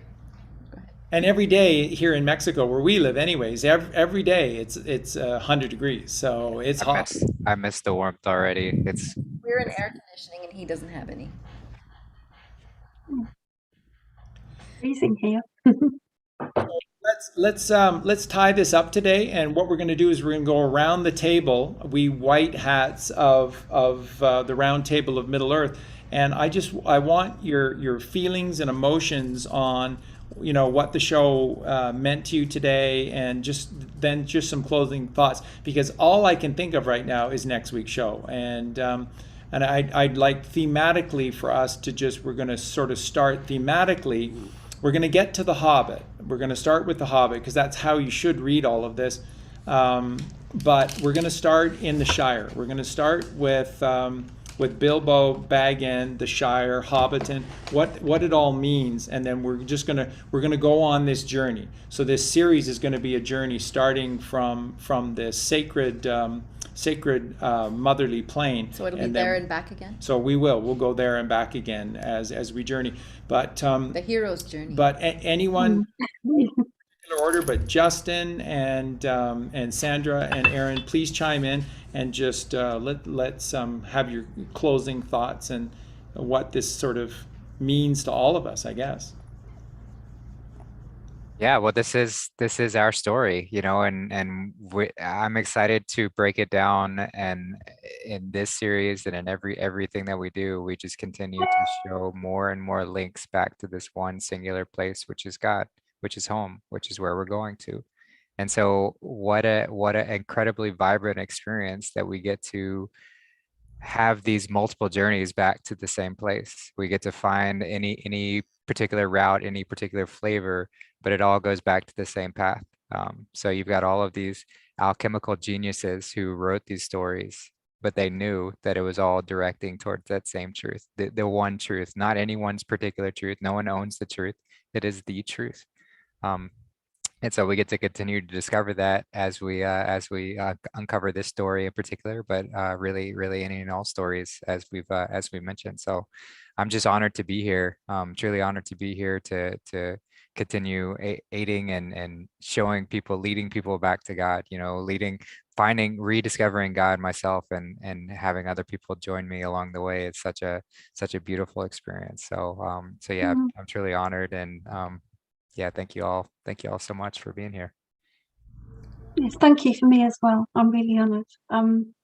I won't say I wish I'd done it before, because I think once it's gone, it's gone. You can't say I wish this, I wish that. Just going forward. No, there are no coincidences. Seek and ye shall find. That's all I'll say. But thank you. Beautiful. Yeah, thank you as well, guys. Truly honoured to be here. I've just said in the chat, pinching myself. Isn't it funny how the ego has all these grand designs for your life, but then as soon as you come out of that and you just let the universe guide you, what it gives you is just better than you could ever imagine, and that's what this is. So yeah, thank you for the opportunity and inviting me here, for all the work that you guys do. Can I read a quick quote from Tolkien? Thank you for the fellowship. Yeah, exactly. What a fellowship. We are the fellowship. But there's a Tolkien quote that I love that I think sums everything up that we're fighting for. So it's from the Two Towers, and he said, "War must be while we defend our lives against a destroyer who would devour all. As I do not love the bright sword for its sharpness, nor the arrow for its swiftness, nor the warrior for his glory. I love only that which they defend." And that to me, that's it. Boom, mic drop. Sums it all up. Beautiful. Wow. Thank you. And remember, everyone, Tolkien did not glorify Aragorn as the greatest warrior fighter ever. He glorified Aragorn as a tireless, kind man who gave service to others. So Aragorn You just need to remember, just to be able to get to the Pelennor Fields, Aarongorn, once again, he did 3 days, 3 nights with Gimli and Legolas to be able to get, like a miracle, to Rohan in time to be able to stop the evil plans of Saruman. And so for 3 days, 3 nights, there's no rest, there's no food, nothing. They just kept running. And then after the defeat, Aragorn gets 1 night of sleep, but very little because he spent much of it on the Palantir, and the Palantir, to wrest the control away from it with Saruman, took most of his energy and strength to be able to do so. And then he became clear what he needed to do, and then he went off at like a lightning bolt, and he went on a journey that is nothing short of stunning, where he raised the dead and defeated the pirates of the high seas. For 3 days and 3 nights, they rowed and rowed. No food, no rest, nothing again. And then they had to go into great battle against these pirates to defeat them. And then they rested only for the rest of that night upon the ships, because they needed to leave first thing in the morning upon the ships. And then up the rivers they went. They went for a little over an entire day to arrive just in time to fight a day-long battle at the Pelennor Fields and make the entire difference to the world. And then when it was all over, with all the wounded and all of those suffering from the Black Breath, from the Nazgul, the ring race, who've lost their souls, what did Aragorn do? He worked through the night and through the entire next day, healing, because the hands of the true king are the hands of the healer. That's what Professor Tolkien wrote. That's what Aragorn stood for. And if that's not a better representation of Jesus Christ, then I don't know one. I don't know one. There's no better perfect way to describe Jesus. And this New Age spiritualism gives you Christ as this sort of meek, mild pushover, and everyone's got their own truth and it's all good. Nope. He was a warrior. He was a warrior. And you don't think it took strength for him to do what he did, to allow them to do what they did, so that we would get the message? And we're not getting the message, because he didn't die so you could remain a sinner. He showed you. William Wallace showed you. Abraham Lincoln showed you. John Kennedy showed you. President Trump is showing you that you have to become a warrior for God. That's who Jesus Christ was. Not this bullshit New Age spiritualist thing that they try to push on you.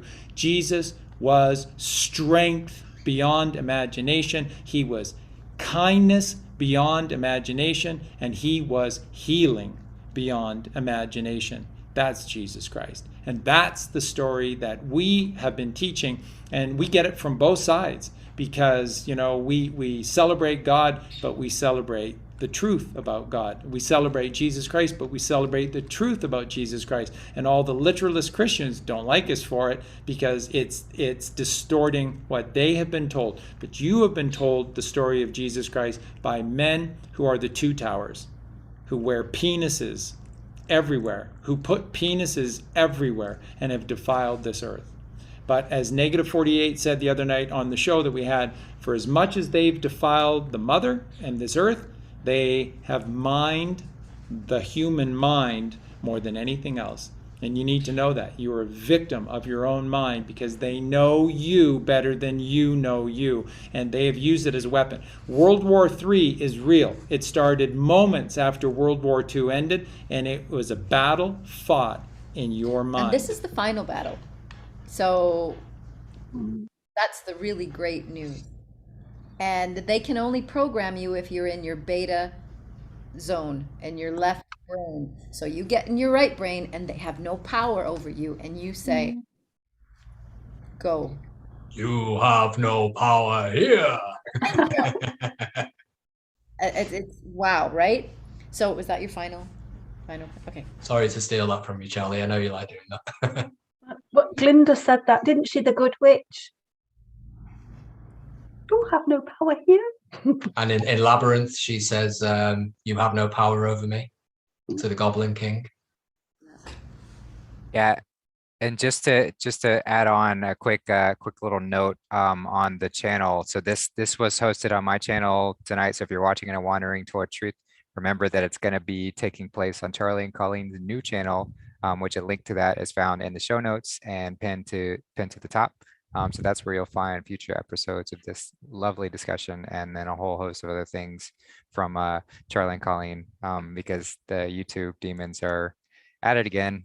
But we're just going to keep bringing it to this platform as long as it exists, because we know their time is limited. So just make sure to subscribe to that channel so that you keep up to date to it.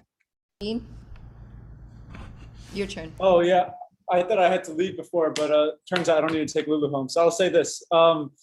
We were talking about Dorothy, and Dor, you know, again, it's El Dorado, and D being the form, the fourfold nature. And this is the cross, this is the elements, and this is Jesus. And this whole journey is about becoming the king and the priest, because Cancer to Capricorn is the king's, what do you call it, solstitial line.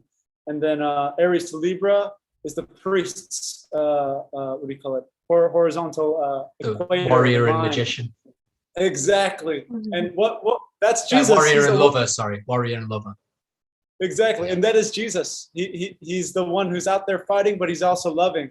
And like Charlie was saying, the lightning bolt of Zeus. And that's the only story ever told, which is so well, you know, outlined in Lord of the Rings, which is Son of Man. In the soul of man, Solomon's temple, you got to raise it to be it. So yeah, that's it. Beautiful. And I just want to say, I am so honored to be here doing this with you guys, and all of you in the chat. Like, this is a dream come true for me. This is to me, this is the best that was yet to come. This is so beautiful. And it's just the tip of the iceberg. And this little guy, I don't know what he wants, but he always goes to the Undying Lands. He does, actually. He's just hit his sexual peak, I think, and he's just gone a little cuckoo. But thank you all so much again. I can't wait for the next one, and who knows what this week will bring. There's so many things coming behind the scenes, and we don't know any of the timelines. We're all just kind of all sitting there waiting, continuing to do the work, but you know, and just sending out love and light to everyone who's in the despair mode. The best is yet to come. I promise you, I promise you, I promise you. So just hang in there, do your best, shine your light, and we will, we'll get through this together. We absolutely will. We sure will. And for those that dropped in partway through, again, this what you're watching today is episode 1 of an ongoing, hopefully never will end, series which is entitled The White Knights of Middle Earth, and it's a weekly roundtable discussion. This will be every Thursday afternoon for us at 1 p.m. Central Standard Time, which is 7 p.m. UK time. It's tough for Debbie and our Aussie friends, because that's 4 a.m. for most of Australia. So sorry. When we start, at least in Wellington in New Zealand, it's 6 a.m. But Debbie Scully was here for the entire show. Debbie said there was sunlight at 4:54 a.m. The sun just came through at 4:54, which is 13. The sun rises is Jesus Christ. That's 13, 4:54. So that's what you're doing. And then just really quickly, last night we had another video taken down off our channel for cyberbullying. Wow, sorry about that. I didn't realize it was doing it.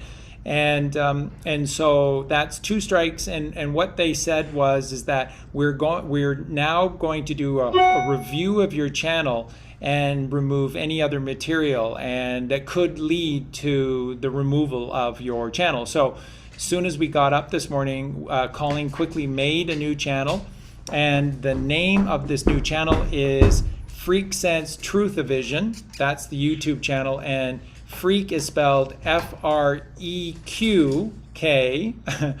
S-E-N-S-E, FreQkSense Truthavision, and Truthavision is Truthavision.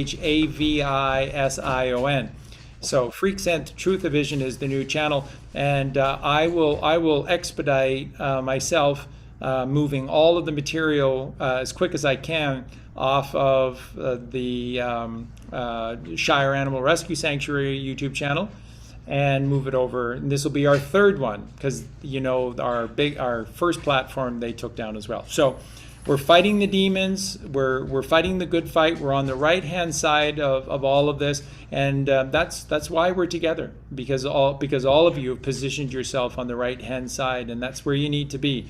So I applaud all of you. We love all of you, and it really is just an absolute dream to have this group, and every week to be talking about Professor Tolkien, C.S. Lewis, and their creations, because again, I cannot stress enough, this is a genius beyond your imagination. And like the Bible, it's a gift that keeps on giving. You'll never grow tired of these books. There's always more to learn, because this is the highest of highs. This is the holiest of holies. It plants beautiful seeds inside of you, right? I mean, we can all attest to that, how it creates inspiration inside of us, and it blossoms and it flowers. And then lore, legend, and magic is alive again. So thank you. Everyone, you guys were amazing. Justin, thank you for hosting this. You did such a great job, my friend. Eugene, and of course, Sandra and Aaron, you guys are amazing. You're family, and we're blessed to have such a beautiful family. I've thought that for several years now anyway. So. All right. Love you guys so I love much. your enthusiasm. Eugene, he's so great, isn't he?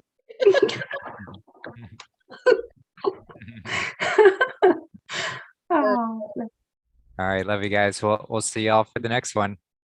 bye. Yes. Bye bye.